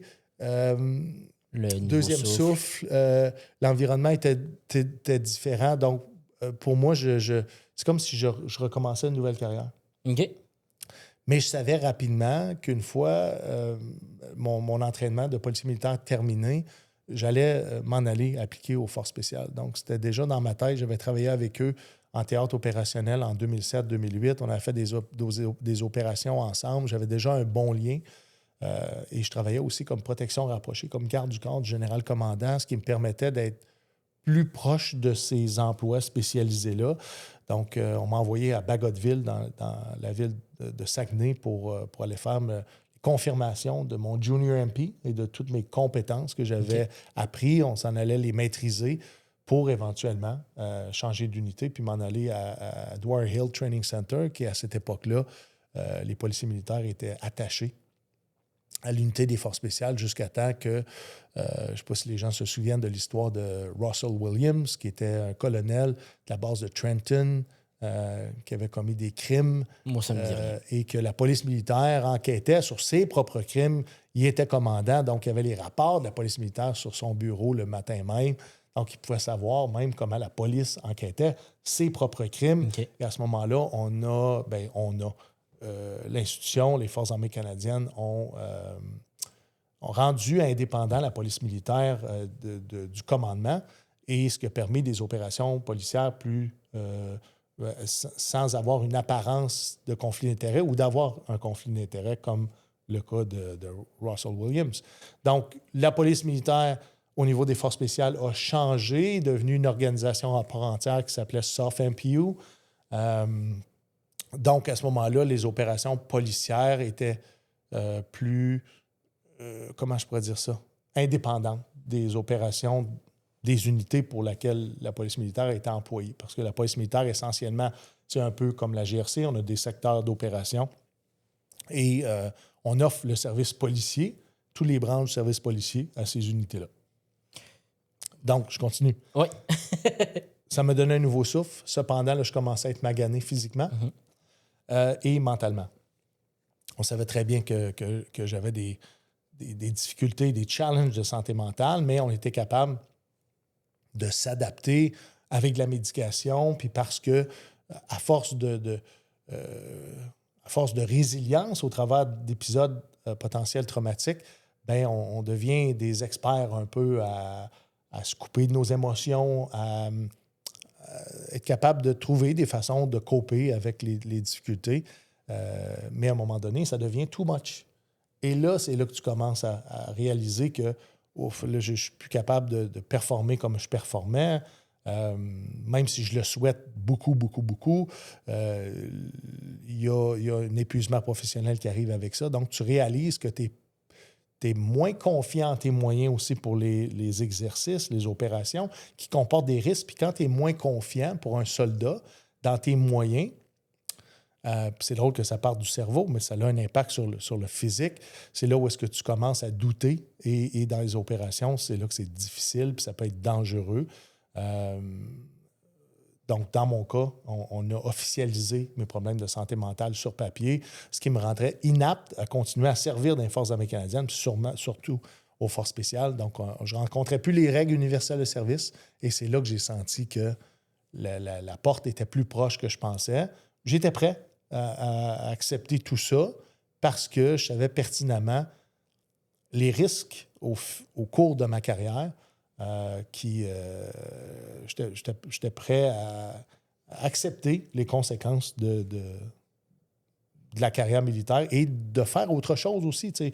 J'avais fait autre chose dans ma carrière militaire, donc je savais que j'étais capable de me trouver une nouvelle identité, de me réinventer et de me valoriser de façon autrement. Est-ce que tu avais prévu ta sortie? Est-ce que tu avais planifié déjà peut-être le futur? En fait, je m'étais toujours dit, à un jeune âge, qu'un jour, j'aurais aimé ça, essayer la comédie. Cependant, j'ai grandi avec des gens autour de moi qui disaient que c'était un milieu précaire. C'était difficile d'avoir une stabilité financière, puis même de faire un bon salaire parce que les artistes, c'est toujours précaire comme situation et qu'il y en a très peu qui réussissent à en vivre et devenir des personnes riches et célèbres. Donc, l'artiste moyen allait avoir beaucoup de difficultés. Puis sans le savoir, aujourd'hui, je réalise que si j'avais commencé très tôt, de quoi j'aurais parlé? Qu'est-ce que j'aurais trouvé à dire pour intéresser des adultes qui ont un grand bagage dans la vie? Ça aurait été difficile aujourd'hui de connecter avec ces gens-là. Donc, quand tu commences jeune, tu montes une clientèle qui est plus jeune, clientèle qui a moins de moyens. Et ce qui est intéressant dans l'humour, c'est quand tu frappes la clientèle plus fortunée, la clientèle qui consomme de l'humour de façon régulière, c'est là où est-ce que ça commence à être payant, l'humour. Donc, je trouvais ça intéressant de commencer sur le tard, même s'il ne te reste pas beaucoup d'années à donner dans l'industrie, mais je pense que tu es au moins prêt à raconter ce qui est le plus proche de toi. Puis c'est ce qui est payant en humour, c'est de raconter ce qui est proche de toi. Tu sais, c'est facile de raconter quelque chose que tu as observé, mais ce qui va davantage toucher les gens, comment les gens vont s'attacher à toi, c'est si tu racontes ce qui est proche de toi. Donc, c'est intéressant d'avoir du bagage à ce niveau-là et de faire cette carrière humoristique-là avec une pension des Forces armées canadiennes. Pour moi, les risques étaient acceptables. Et j'avais envie de le vivre. Je me suis dit, je vais le vivre. Si je ne suis pas bon ou si je ne réussis pas à percer, je vais au moins l'avoir essayé. Je n'aurai pas de regrets, comme quand j'ai décidé de joindre l'armée. Par où qu'on commence quand on... Je te dirais que c'est quand même assez facile avec les réseaux sociaux de voir un peu les premiers balbutiements d'un humoriste. On offre des cours de débutants, en fait, l'École nationale de l'humour, entre autres, mais il y a d'autres plateformes, il y avait d'autres entreprises qui offraient ces cours-là de développement, d'écriture humoristique, présentation de numéros, même au niveau de la découverte de ton clown, parce que ça se peut que tu aimes beaucoup l'humour, mais tu ne sois pas capable de l'extérioriser ou du moins de communiquer cette forme d'art-là pour en arriver à faire rire les gens. Donc, l'École nationale de l'humour a été pour moi très formateur. Plusieurs cours du soir, donc tu n'as pas besoin d'être sélectionné pour un cours du soir. Tu payes ton cours du soir, tu vas à ton cours. Souvent, ils vont en sortir la possibilité d'en faire un spectacle. Et là, tu es capable d'aller valider ton efficacité comique en fonction des 10-12 semaines de formation et d'écriture, de création humoristique. Puis c'est là où est-ce que tu fais le vrai test. Puis, dans mon cas, c'était pas suffisant. Je voulais être accepté à l'École nationale de l'humour. Ils en prennent 12 à 15 par année. Et après la 3e tentative, l'école m'a accepté. Donc, j'avais davantage compris et mis en application toute cette belle théorie-là que j'avais appris en cours du soir pour que l'École nationale de l'humour ait suffisamment confiance avec moi que je peux en faire un métier. Hein? Parce que ils ne choisissent pas juste des gens parce qu'ils sont gentils, mais parce qu'ils ont, ils ont des qualités qui font en sorte que tu vas devenir un humoriste et tu vas vivre de ton art. Donc, j'étais très fier de ça. Et de fil en aiguille, après, d'un spectacle à un autre, il y a un travail, il y a de l'apprentissage qui se fait aussi sur le terrain. Tu sais, c'est beau la pédagogie. À un moment donné, tu as besoin d'aller le vivre, puis d'aller le vivre dans toutes les conditions de travail d'un humoriste de la relève, qui va de jouer devant 2 personnes dans un CHSLD jusque dans les grandes salles de spectacle, comme justement la salle de spectacle ici à Saint-Hyacinthe, qui est une salle de spectacle extraordinaire. Comment... Déjà, c'est en quelle année que tu as été accepté à l'École nationale de l'humour? En quelle année? De mémoire, c'est en sortant de pandémie. OK. Je vais avancer 2021, mais je ne suis pas 100% certain. Il y a 2... je pense qu'il y a 2 cours que tu peux... Création humoristique, qui est le programme de 2 ans pour devenir, mettons, un stand-up, un humoriste. Puis encore là, permettez-moi de jouer avec le terme, parce que dans l'humour, tu peux vivre dans l'industrie de l'humour sans nécessairement être sur un stage à faire des blagues. Et tu as le programme d'auteur qui est 1 an. Donc, et tout ça te permet de base d'avoir les connaissances pour remplir un emploi dans le milieu de l'humour, ou du moins dans un emploi qui nécessite de la création humoristique, parce que Aujourd'hui, il y a des sitcoms, il y a des séries web, il y a plein de façons de faire de l'humour au Québec en dehors d'une scène ou d'un spectacle de stand-up pur, là. Donc, beaucoup de gens font de la radio, beaucoup de gens font de la télé et toutes formes d'humour confondues. Qu'est-ce que l'École nationale de l'humour t'a appris? Qu'est-ce qu'ils t'ont montré que tu utilises encore aujourd'hui? Premièrement, je n'ai pas fait le programme de création humoristique. Okay. J'ai décidé, pour des raisons de santé, de ne pas entrer dans le programme de 2 ans. Qu'est-ce que l'école m'a appris? Je pense que chacun de mes professeurs, puis je les salue aujourd'hui, m'ont appris quelque chose. Et c'est ça la beauté de l'industrie de l'humour, c'est que tout le monde a sa façon de créer, a sa façon de travailler, a sa façon d'être. Et au travers de la pédagogie, puis il y en a des meilleurs que d'autres pour te faire comprendre. Puis tu sais, la personne que moi, je considère le meilleur pédagogue, une autre personne peut considérer que cette personne-là lui parle moins. Mm-hmm. Mais il y a des personnes comme Jérémy Larouche en est un de ceux qui ont eu un grand impact sur ma façon de faire du stand-up, puis un peu mon personnage de scène. Puis on était complètement différents dans notre façon de créer, complètement différents dans notre type d'humour. Cependant, j'avais bien compris avec lui où, avec mes propres trucs à moi, je pouvais avoir du succès. Puis ça a été quelqu'un qui m'a suivi pendant plusieurs mois. Beaucoup de grand respect pour cet artiste-là, puis artiste multidisciplinaire, là, c'est ça que j'ai trouvé beau aussi. Quand tu es un artiste, c'est facile d'attendre après que le téléphone sonne pour remplir un emploi qui est traditionnel. Mais quand tu es moindrement entrepreneur, puis tu es un bon auteur, tu peux créer tes propres projets. Puis à partir de là, bien, ça t'ouvre des portes, ça t'ouvre de la collaboration, ça donne la possibilité d'évoluer différemment, rencontrer d'autres personnes, puis par personne interposée, d'avoir des opportunités sur d'autres projets. Mais l'humour, encore une fois, n'a pas juste une forme et c'est possible d'être un entrepreneur humoristique en humour, donc de créer tes propres trucs, de t'autoproduire aujourd'hui parce que les réseaux sociaux t'offrent la possibilité de faire ton propre marketing à un prix qui est raisonnable pour que les gens se déplacent puis viennent voir ton œuvre, que ce soit dans un bar, que ce soit dans une salle de spectacle ou dans une salle communautaire. Comment tu as réussi à te démarquer au point d'aller faire les premières parties de Mathieu Cyr? Je pense une chose qui me démarque des autres, c'est peut-être le propos, mon bagage.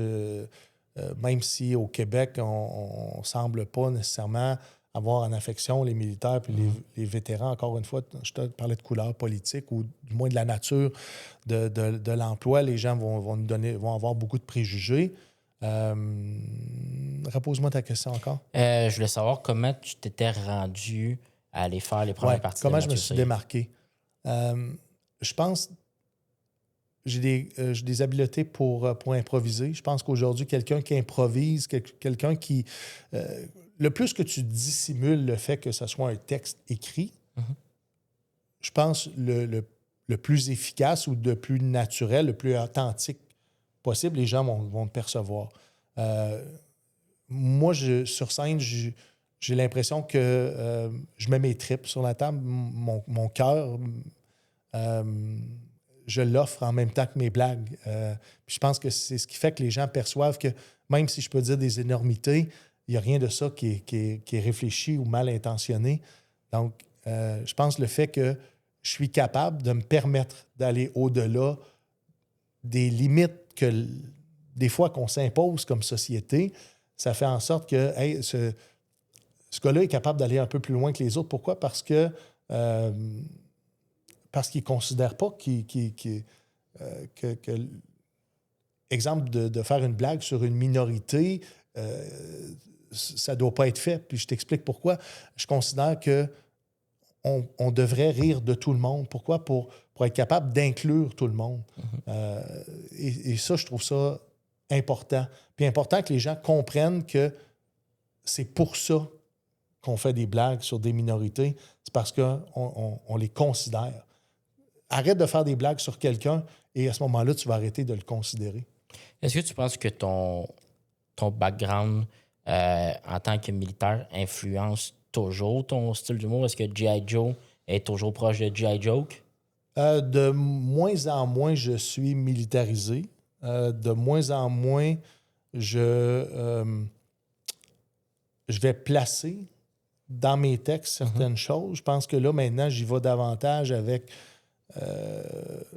ce qui est plus collé sur moi. Je pense que j'ai compris ça, que les gens veulent apprendre qui je suis et pourquoi je fais ces blagues-là. Donc, j'essaie davantage que les sujets soient collés sur moi. Ouais. Je pense que j'ai beaucoup d'énergie aussi. Tu sais, comme tu disais, de quelle façon tu peux te démarquer. Pour être une première partie, tu as besoin de rentrer avec beaucoup d'énergie. Du moins, pour moi, ça m'a bien servi. Fait que mon niveau d'énergie, mon efficacité comique, bien entendu, puis ma capacité de connecter avec un public de 7 à 77 ans, je pense que c'est ce que tu as besoin quand tu commences à faire des salles de spectacle, d'aller chez les diffuseurs. C'est d'être capable d'en donner un peu pour tout le monde et d'être rassembleur, même si tu as à dépasser les limites du raisonnable. Dans ton entourage, est-ce que tu te considères le plus drôle ou qui est le plus drôle dans ton entourage? Ah, j'ai connu des gars qui ont servi avec moi qui étaient vraiment plus drôles que moi parce que je pense que certaines personnes sont dans la folie. Puis je trouve ça beau, une folie qui n'est pas nécessairement contrôlée ou que les gens n'ont pas cet œil critique-là envers ce qu'ils sont après faire. Puis je pense que je n'aurai jamais cette folie-là. Je pense que je vais toujours avoir les yeux critiques de qu'est-ce que les gens vont penser si je fais ça. Puis c'est un peu là où est-ce que je me développe davantage comme artiste. Je me permets maintenant de jouer davantage, mais j'ai encore ce sentiment-là de dire, tu sais, je vais-tu passer pour un fou? Et les gens qui s'abandonnent à être fous, je vais dire ça, puis c'est pas péjoratif, là, c'est positif, je trouve ça beau. Je trouve ça beau d'aller au bout de sa création, d'aller au bout de ses capacités, même si tu dépasses les limites, puis au final, la perception des gens fait « What the fuck, qu'est-ce qu'il fait là? » Et qu'est-ce qu'il fait là? C'est qu'il est après se développer. Puis il est après voir si aller au-delà de ce qui est de ce que les gens vont trouver normal, ben il va peut-être trouver justement quelque chose qui est une pépite d'or. Donc, j'aimerais ça avoir moins cet esprit critique-là envers de qu'est-ce que je vais avoir de l'air ou qu'est-ce que les gens vont penser si je dis ça. On dirait qu'il faut tout le temps que ce soit appuyé sur quelque chose de cartésien. Mais un artiste, ça ne peut pas être toujours cartésien. Il faut que ce soit dans la folie. Donc, j'admire beaucoup les gens qui ont cette folie-là. Est-ce que tu te souviens d'un spectacle que tu as vécu que ça s'est vraiment pas passé comme tu avais vraiment imaginé, là?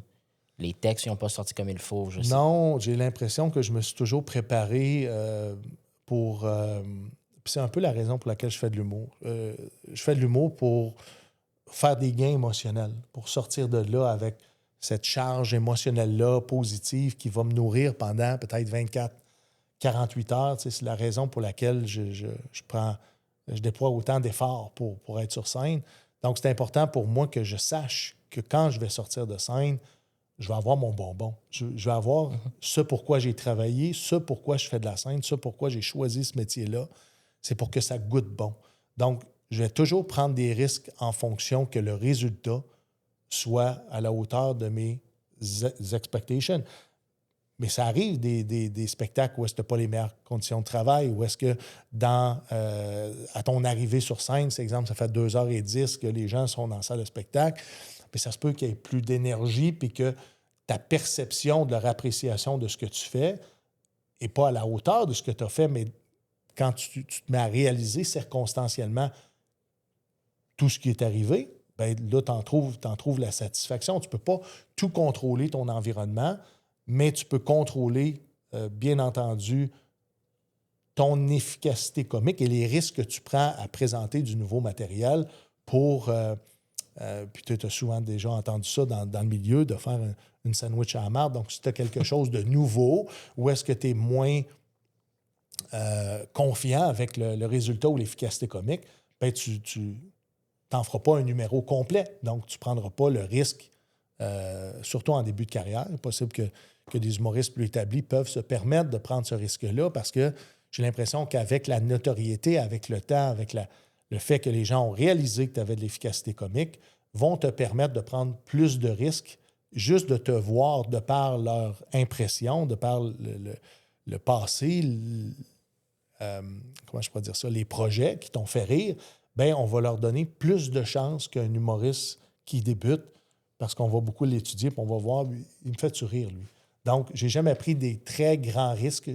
Je me suis jamais planté dans ce que je faisais. Et j'ai toujours pris les choses de façon circonstancielle. Donc, ça l'aide à être préparé pour en arriver à mon résultat que je souhaitais, d'être satisfait de ce que j'avais vécu sur scène. Est-ce qu'il y a un spectacle où l'ambiance, la scène, le spectacle t'a vraiment comme choqué, là? Non, je pense qu'il faut que tu sois prêt à vivre toutes sortes de malaises ou de situations qui sont plus difficiles. Encore une fois, dans certaines conditions de travail, souvent les humoristes vont parler de spectacles corporatifs. Les terrains de golf, on le sait, c'est épouvantable. Mais en même temps, comme artiste, tu peux prendre une approche qui est différente pour en arriver à quelque chose de satisfaisant, qui ne sera pas à la hauteur de faire une grande salle chez un diffuseur où est-ce que les abonnés, c'est des gens d'humour, c'est des gens qui comprennent les codes, c'est des gens qui t'ont choisi aussi. Mais toutes les autres circonstances plus difficiles, il y a moyen de travailler, il y a moyen d'en arriver à avoir peut-être pas autant de satisfaction, mais d'en avoir une satisfaction suffisante. As-tu répondu à ta question? Oui. C'est quoi ta blague que tu es le plus fier à ce jour? Oh boy. Je suis pas capable de te mentionner une blague en particulier. Je pense que chaque blague que tu écris, qui est de ta propre création, tu devrais en être fier parce que ce qui est important sur scène, c'est d'aller vendre ta blague. Donc, si tu as écrit une blague, puis ta blague, tu la trouves moyenne, là, bien, je te suggère de continuer à la travailler, à moins que tu n'aies pas le choix d'aller faire ta blague moyenne. Mais ce que je veux dire, c'est que il n'y a pas une blague plus qu'un autre. Je pense que ça dépend des circonstances. Il y a des numéros qui, dans des circonstances devant certaines personnes, vont mieux marcher parce que c'est plus adapté à eux au niveau des références, au niveau de ce qui a pu se passer dans le spectacle. Je vais donner un exemple peut-être plus concret pour les auditeurs. C'est que si on s'est amusé avec un jeune dans la salle qui a 14 ans, puis j'ai un numéro qui parle d'un enfant de 14 ans, je vais le sortir de ma poche d'en arrière parce que je le sais que là, on a quelqu'un qui va directement être impliqué et les autres, parce que cet individu-là est impliqué, tout le monde va se sentir davantage impliqué. Est-ce qu'il y a un humoriste actuellement dans l'humour québécois qui t'impressionne, Bien, là, je suis en première partie de Mathieu Cyr partout au Québec et je dois te dire que le spectacle adulte de Mathieu Cyr, puis ceux qui sont intéressés à venir nous voir, je suis en première partie. Les dates ont commencé à rentrer pour septembre. MathieuCyr.ca. Allez le voir. Pour ceux qui l'ont découvert à Télétoon la nuit, pour ceux qui ont suivi son développement en humour, Mathieu Cyr est une bête de scène. Mm-hmm. Et c'est drôle parce que Mathieu prend de la médication. Je ne sais pas s'il va me permettre de dire ça, mais quand il ne la prend pas, moi, c'est là où est-ce que je le trouve. Je le trouve un chien fou et j'adore cette folie-là. Tu sais, quand je te dis les gens qui se permettent d'aller au bout sans nécessairement avoir cette conscience-là, qu'est-ce que les gens vont penser. Mathieu a un spectacle extraordinaire, de la joke au pied carré.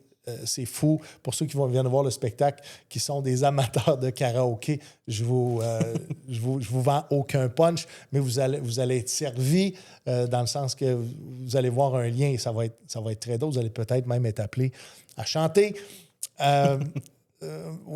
j'adore évoluer aux côtés de cet artiste-là, qui en soi est aussi un très bon musicien. J'aimerais ça qu'il joue davantage d'instruments, puis de façon, les gens l'ont découvert aussi dans ses chansons humoristiques. Je le trouve vraiment intéressant à avoir évolué. Comme de faire pratiquement 1 an et demi de tournée avec Olivier Martineau. J'ai appris beaucoup d'Olivier Martineau. Il y a beaucoup, beaucoup de bons humoristes au Québec. On peut en être fier parce que... Et je suis fier d'appartenir à un groupe de gens qui évoluent dans le milieu de l'humour, qui ont à cœur le milieu de l'humour, le développement de cette culture-là, de contribuer au développement de la culture de notre société québécoise. Puis on se démarque, je pense qu'on fait bien les choses, puis les gens nous le rendent bien aussi. C'est très, très, très populaire au Québec, puis je ne me verrais pas retourner à faire de l'humour en anglais. Même que les Anglais souhaitent percer l'humour au Québec parce qu'on a une industrie, puis on a une industrie très en santé. Est-ce que c'est plus compliqué de faire de l'humour en anglais ou en français? J'ai trouvé ça plus facile en anglais.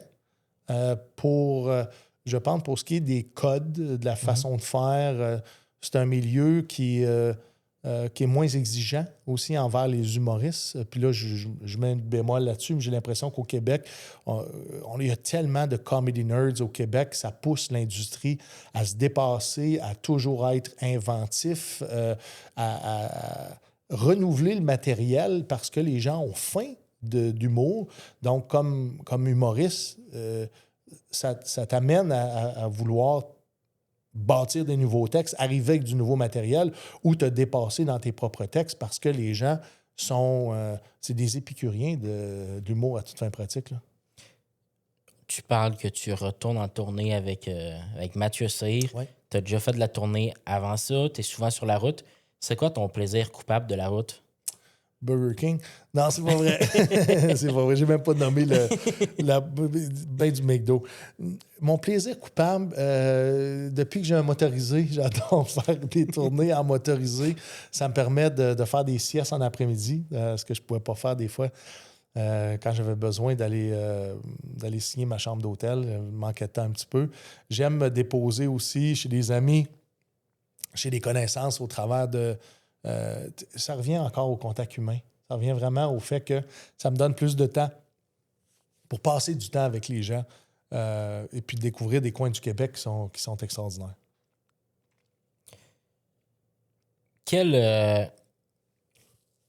C'est quoi ton talent complètement inutile? Mon talent complètement inutile? Je ne sais pas si j'en ai. Je ne sais pas si je me suis attardé à développer une compétence qui n'allait pas me servir dans la vie. Passe à la prochaine question. Je vais y réfléchir. C'est quoi la chose la plus spontanée que tu fais? Je pense que beaucoup de choses est spontané. Je ne suis pas quelqu'un qui planifie du tout. C'est sûr que je n'ai pas le choix de planifier mes spectacles, mais dans mon horaire, je ne suis pas quelqu'un de discipliné avec I go with the flow. C'est un peu ça. Je vais avec, premièrement, les priorités, mais après ça, je me laisse toujours du temps pour être capable de vivre au travers des responsabilités puis du travail. Parce que le travail a pris beaucoup, beaucoup de place dans ma vie depuis que je suis jeune. Mon père avait valorisé ça pratiquement au-delà de tout. Donc, j'ai été influencé par ça, mais en vieillissant, encore une fois, je prends du temps pour moi, je prends du temps pour ceux que j'aime et je prends du temps pour vivre parce que tu ne sais pas à quel âge tu vas décéder d'un cancer ou qu'il va t'arriver un accident qui va te limiter davantage dans ta vie et te limiter à faire ce que tu aimes. Donc, je ne suis pas quelqu'un qui planifie beaucoup d'avance. Donc, je te dirais que ma vie est un peu improvisée. Est-ce que tu as une routine ou un porte-bonheur avant de monter sur scène? Non. Par contre, si j'ai un gala important, des Bonneuf. Si j'ai une salle, la première fois que je vais dans une salle de spectacle, si c'est la première fois, des Bonneuf. Donc, si un jour quelqu'un veut m'offrir un cadeau, aller chez Dolorama, aller m'acheter une paire de Bonneuf, j'adore Fait que avoir s'il des y a des Bonneuf. diffuseurs qui nous écoutent, Ça dans les pourrait être des une loges, paire mettre de une bas. paire de Bonneuf, puis là, je vais savoir que vous avez écouté le podcast. Quel commentaire le plus étrange qu'un spectateur t'a déjà fait? Un commentaire ou un conseil? Il n'y a rien qui m'a étonné dans ce qu'on m'a dit. Cependant, plus que je fais des podcasts, plus les gens semblent avoir la volonté de m'analyser par rapport à peut-être des problèmes de santé mentale ou de m'analyser par rapport à la façon dont je me... peut-être plus au niveau de qui je suis. Une fois, on m'avait dit, puis c'était très drôle, parce que je ne me considère pas TDAH, mais il y a quelqu'un qui m'avait dit, il dit, d'après moi, avec ce que j'observe, t'es TDAH. Puis ça m'avait fait, tabarnouche, je suis la première personne qui me dit ça. Mais je suis ouvert d'esprit, puis je me suis demandé, est-ce que je suis TDAH pour finir par dire non. Je pense pas. Je pense que peut-être des difficultés qui s'apparentent des fois au TDAH pourraient venir des traumatismes que j'ai eus ou des commotions cérébrales. Ou, des fois, la perception des gens. Les gens, on dirait, ont la volonté ou peut-être même que c'est pour mieux vivre dans leur vie, vont boxer les gens, vont les étiqueter. Puis ça va être plus rassurant. Je sais pas. Ça m'avait surpris. Est-ce que si tu devais résumer ta vie à une seule anecdote pour comprendre qui tu es, est-ce qu'il y en a une qui te vient en tête qui... Je pense que mon aventure dans l'armée me définit, dans le sens que, je sais pas si ça a rapport avec mon cycle zodiaque, là, je suis un bélier dans la vie, mais de foncer vers quelque chose sans connaître les paramètres, sans savoir dans quoi je m'embarque, mais de sentir dans mon ventre que c'est la bonne chose à faire. Je me suis souvent laissé convaincre par mon senti. Si mon gut feeling dit oui, même si j'ai aucune idée dans quoi je m'embarque, je vais foncer. Et je suis convaincu que je vais y trouver là mon compte sans avoir fait la démarche intellectuelle de ce que je vais aller chercher là. Donc, je fais beaucoup les choses par instinct. Si tu n'étais pas humoriste aujourd'hui, est-ce que tu serais quoi? Restaurateur, peut-être. Propriétaire de café. Je me disais que sur ma bucket list, malgré que je suis très accompli, sur ma bucket list, j'aimerais ça avoir peut-être un petit café avec un permis de spectacle. D'accueillir des artistes de la relève qui viennent jouer pour le plaisir de jouer. Pas pour faire une fortune, pas parce que ça va les apporter, ça va les propulser sur une autre scène, mais juste pour le plaisir de jouer puis d'être ensemble. Je pense que c'est ça que j'aurais fait pour avoir eu un restaurant. J'avais beaucoup aimé les opérations, malgré que les marges de profit étaient très minces, mais je trouvais encore une fois que c'était ma place. Pourquoi? Parce que j'étais en contact avec les gens, puis j'étais en contact avec les gens de façon positive. J'aimais que quand tu vas au restaurant, ça te tente d'aller au restaurant. Tu es content d'aller manger ce que tu veux manger. Puis d'être dans cet environnement-là avec les gens puis partager le bonheur, j'étais à ma place. Quel conseil aurais-tu aimé recevoir quand tu as débuté l'humour? J'en ai reçu beaucoup des conseils. Est-ce que j'aurais dû suivre tous ces conseils-là? Non. La réponse, c'est non. Parce que j'ai l'impression que des fois, on idéalise un certain chemin en humour qui n'est pas nécessairement pour tout le monde. Puis il est possible qu'il y en a qui prennent des chemins qui sont différents pour en arriver à un résultat satisfaisant. Peut-être pas le même résultat que les autres, mais j'aime les gens qui sont différents dans leur création. Souvent, ils vont dire que les humoristes qui sortent de l'École nationale de l'humour sont formatés un peu sur le même pied, puis éventuellement vont trouver leur couleur, leur odeur, mais Je ne dis pas que c'est pas nécessaire de passer par là, mais quelqu'un qui a un chemin différent peut apporter, je pense, à l'industrie de l'humour un produit différent, un artiste différent. Donc, je pense que tous les chemins peuvent mener à Rome et j'aurais davantage arrêté, je me serais peut-être moins conformé à ce que l'industrie voulait de moi plutôt que ce que moi je voulais de l'industrie. Tu sais, j'ai souvent attendu d'être accepté de l'industrie sans savoir exactement comment ça se passait d'être accepté de l'industrie. Mais je pense qu'aujourd'hui, j'ai compris que tu as juste besoin d'évoluer dans ce milieu-là puis d'être pertinent et d'avoir une démarche professionnelle, engagée, avec des bonnes valeurs, d'être bien intentionné, puis les choses vont venir d'elles-mêmes. Je pense que le conseil que je donnerais à un jeune, c'est vis-le comme tu le sens. Puis si tu le sens pas, va vers des gens qui vont t'amener à te développer d'une façon différente. Mais si tu sens que tu devrais faire les choses de cette façon, vas-y, essaie-le. Essaie-le. Comment trouver sa propre couleur en humour? Comment trouver son style?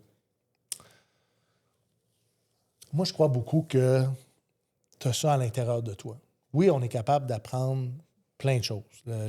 La pédagogie peut faire une partie du boulot. Cependant, ton clown intérieur, il doit exister.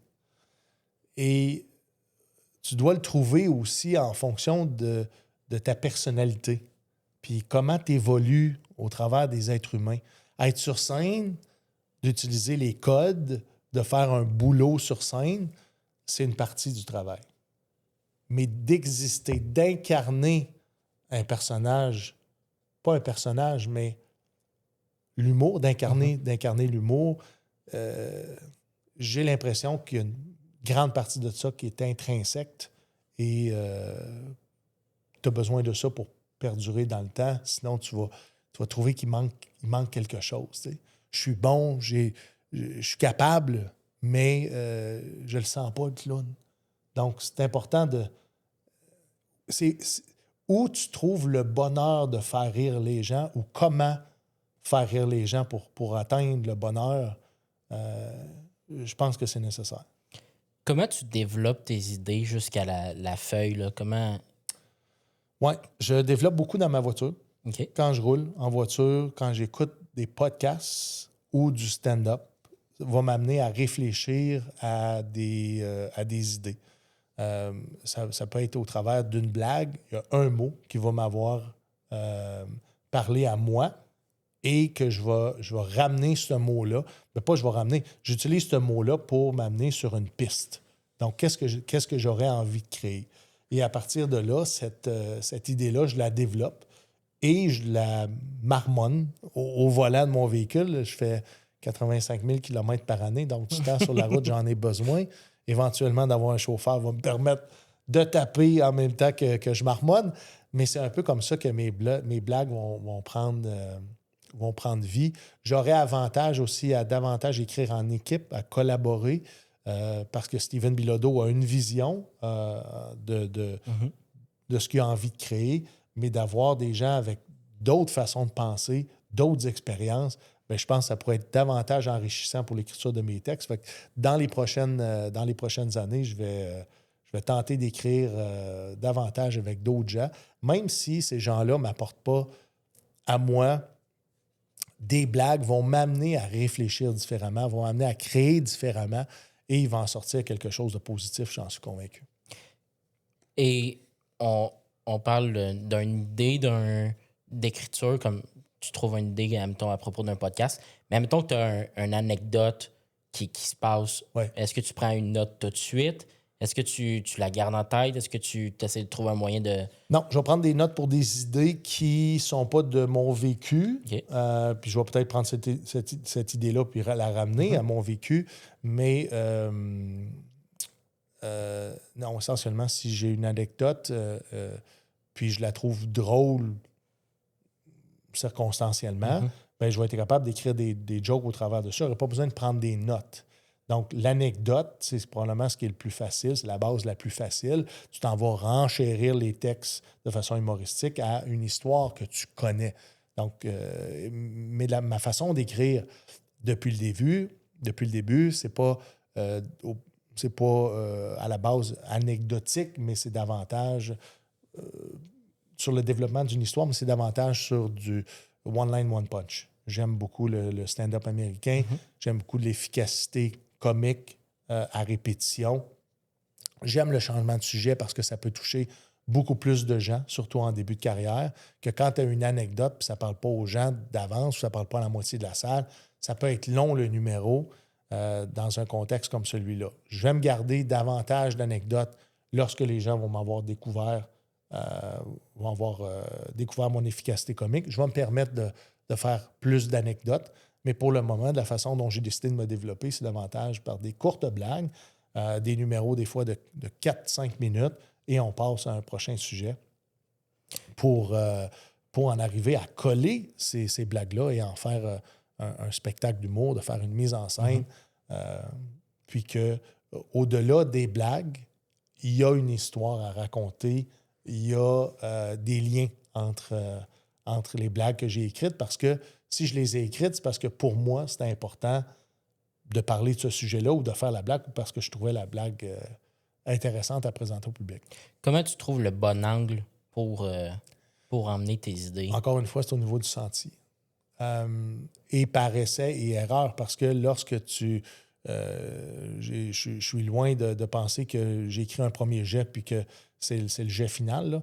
Donc, tu vas toujours tester devant le public l'angle que tu as pris. Et il est possible que ce soit juste ton angle qui est défectueux, je vais dire, dans ta blague. Ça se peut que tu aies écrit des bonnes blagues, mais c'est de la façon ou le ton, où est-ce qu'il est placé aussi dans l'ordre de ton spectacle. Parce que si tu commences un spectacle avec une méchanceté gratuite, les gens ne te connaissent pas, tu n'as pas fait d'autodérision, ta blague n'est pas mauvaise, c'est juste pas bien placée. Donc, tout ça est un principe d'essai-erreur, puis tu essaies de trouver le bon angle à prendre pour aussi la considération du public. Si tu t'en vas en région puis tu commences à dire que le monde qui a des pick-up, c'est des imbéciles, je pense pas que tu vas aller rassembler. Donc, ton angle n'est pas le bon. Par contre, ça ne veut pas dire que tu ne peux pas dire que les gens qui ont des pick-up sont des imbéciles, mais de trouver la façon de l'amener, il est là le défi, et il est là le défi artistique, là. Comment... Est-ce qu'il faut être guéri avant de faire des blagues sur ces épreuves? Moi, je pense que oui. Moi, je pense que oui. Je pense que c'est un grand débat parce qu'il y en a qui en font de l'humour exutoire ou est-ce qu'ils dénoncent des choses, puis tu le sens que c'est lourd, puis c'est difficile, puis ils ne l'acceptent pas. Puis moi, j'ai décidé de ne pas jouer dans ce film-là parce que à la fin de la journée, quand je vais sortir de scène, c'est l'émotion, c'est l'impression qui va me garder, que je vais garder. C'est que, oui, j'ai réussi à faire rire les gens, mais mon sujet est venu me chercher. C'est devenu un déclencheur pour moi. Émotionnellement, je ne suis pas dans une bonne zone. Je finis le spectacle, je suis en crise, puis je ne comprends pas pourquoi. Bien, c'est parce que le sujet que je venais de jaser d'un sujet qui me met en crise, tu sais. Même si, à la fin de la journée, tout le monde a ri, tout le monde est d'accord avec moi de la façon dont je l'ai présenté, bien, je ne la trouve pas, ma satisfaction à la fin du spectacle. Bien, c'est peut-être parce que le sujet est venu te déclencher, le sujet est venu te chercher à un point où est-ce que c'est pas le fun. C'est pas le fun d'en parler. Donc oui, la distance avec le sujet, c'est la raison pour laquelle j'ai pris beaucoup de temps à parler de santé mentale sur scène. Puis encore, même aujourd'hui, je vais en parler, mais je vais en parler d'une façon légère et je vais aller où est-ce que je suis à l'aise d'aller. Je m'en irai pas me mettre à risque émotionnellement parce que ça serait de prendre les gens pour des cons, de penser qu'ils ne sont pas capables de sentir mon état émotionnel sur scène. Donc, encore une fois, la considération pour l'humain, puis je ne leur imposerai pas mes émotions désagréables, même si à la fin de la journée, quelqu'un qui ne perçoit pas que la personne n'est pas bien sur scène trouve ça drôle.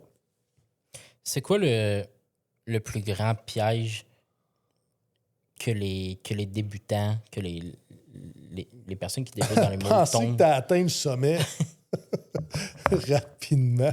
Tu réalises. La première chose en humour, c'est que tu penses que c'est un sprint. Là, tu veux aller vite, vite, vite, vite, vite. Puis là, tu es content parce que dans le mois, tu as 12 dates de spectacle. Puis là, tu commences à penser que j'ai réussi. Tu sais, je suis dans une bonne zone. Puis demain, je vais faire un gala juste pour rire. Je pense que c'est premièrement, va voir d'autres humoristes, va voir d'autres gens travailler, va voir d'autres spectacles, puis tu vas réaliser où est-ce que tu te situes dans cette industrie-là. Parce que tu réalises que, surtout au Québec, les humoristes travaillent très fort. Les spectacles, ça va vite. Il y en a beaucoup. On est autour de 100 one-man show, one-woman show présentement au Québec, qui est en rodage ou qui est en salle présentement. Ce qui amène, c'est que tu réalises que ça va vite. Tu peux en faire partie, mais pense pas que tu vas être partie intégrante de tout ça. C'est que tu vas trouver ta niche, tu vas trouver ton public, tu vas travailler en humour, mais considère que ça se peut que tu ne sois pas de tous les combats. Ça se peut que ta carrière ne soit pas une carrière de Louis-José Hood, que tu travailles en humour et que tu constates que ton salaire est acceptable pour ta qualité de vie ou pour ta famille. Mais c'est un marathon.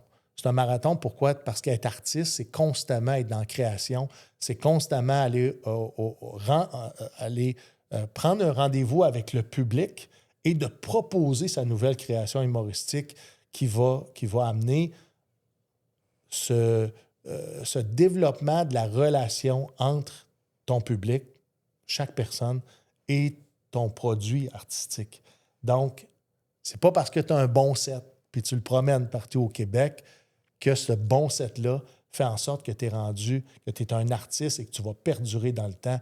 Donc, travail, équilibre et de toujours se réinventer. Regarde des artistes comme Mike Ward, meilleur vendeur de tickets, 30 ans de carrière, à quel point il a réussi à demeurer pertinent au fil des années pour être en mesure d'être le meilleur vendeur. C'est extraordinaire puis que les artistes évoluent aussi avec la société qui progresse, des jeunes qui poussent, d'être sensibles à tout ce que le milieu peut amener comme nouvelle chose. De ne pas être, un boomer de l'humour, hein, de se réinventer, tout ramène à la création. On arrive déjà à la dernière question. Le podcast s'appelle « Fais de moi humoriste ». Oui. Si tu pouvais transmettre une seule leçon à quelqu'un qui rêve de monter sur scène, qu'est-ce que tu... Authenticité. Parle avec ton cœur. Parle avec tes tripes. Parle aux gens de façon individuelle. Dans le sens que tu trouves ça drôle, c'est une chose. Mais que tu te penches sur qu'est-ce que les gens ont envie de vivre. Puis ça, je te parle au-delà des blagues.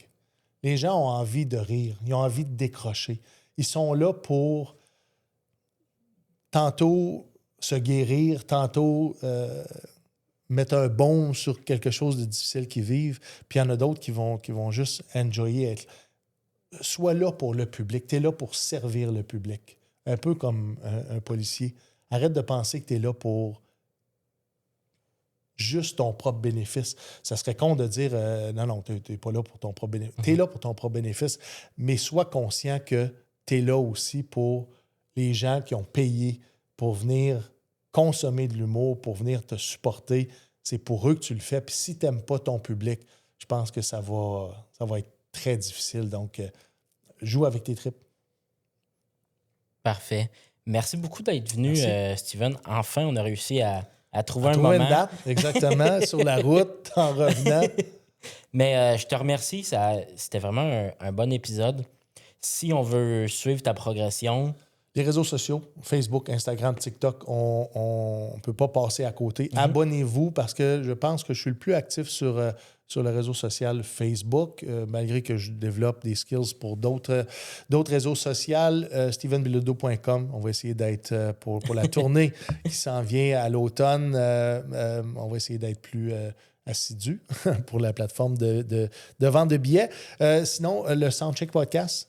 J'ai un podcast chaque semaine. Je rencontre des premiers répondants, des militaires, des vétérans, des fois des artistes connus, et ils viennent me parler ils viennent témoigner de leur carrière, leur profession. Donc, on place l'humain en avant de la carrière, ce qui permet aux gens de mieux comprendre pourquoi les gens ont fait ce choix-là de carrière. Donc, le Soundcheck Podcast, chaîne YouTube, allez vous abonner. Ça commence à devenir populaire. Je suis très content de voir que un projet niché comme celui-là commence à gagner en popularité.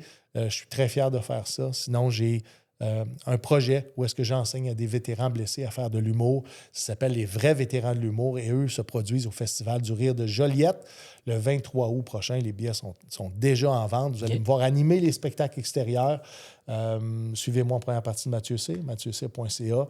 Sinon, suivez des projets de série web qui s'en vient, un documentaire, beaucoup de projets. On s'est trouvé du temps puis la santé pour tout ça.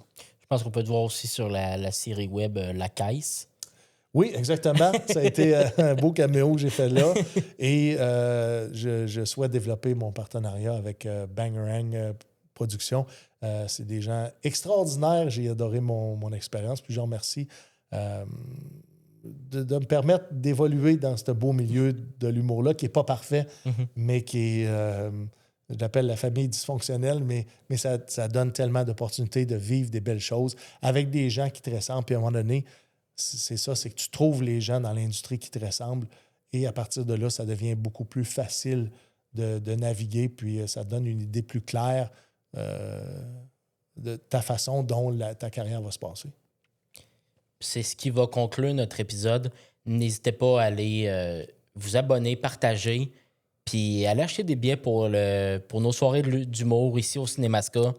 C'est le 3 septembre. mascacomédie.ca. Qui t'a en tête d'affiche encore? Peut-être Steven Bilodeau.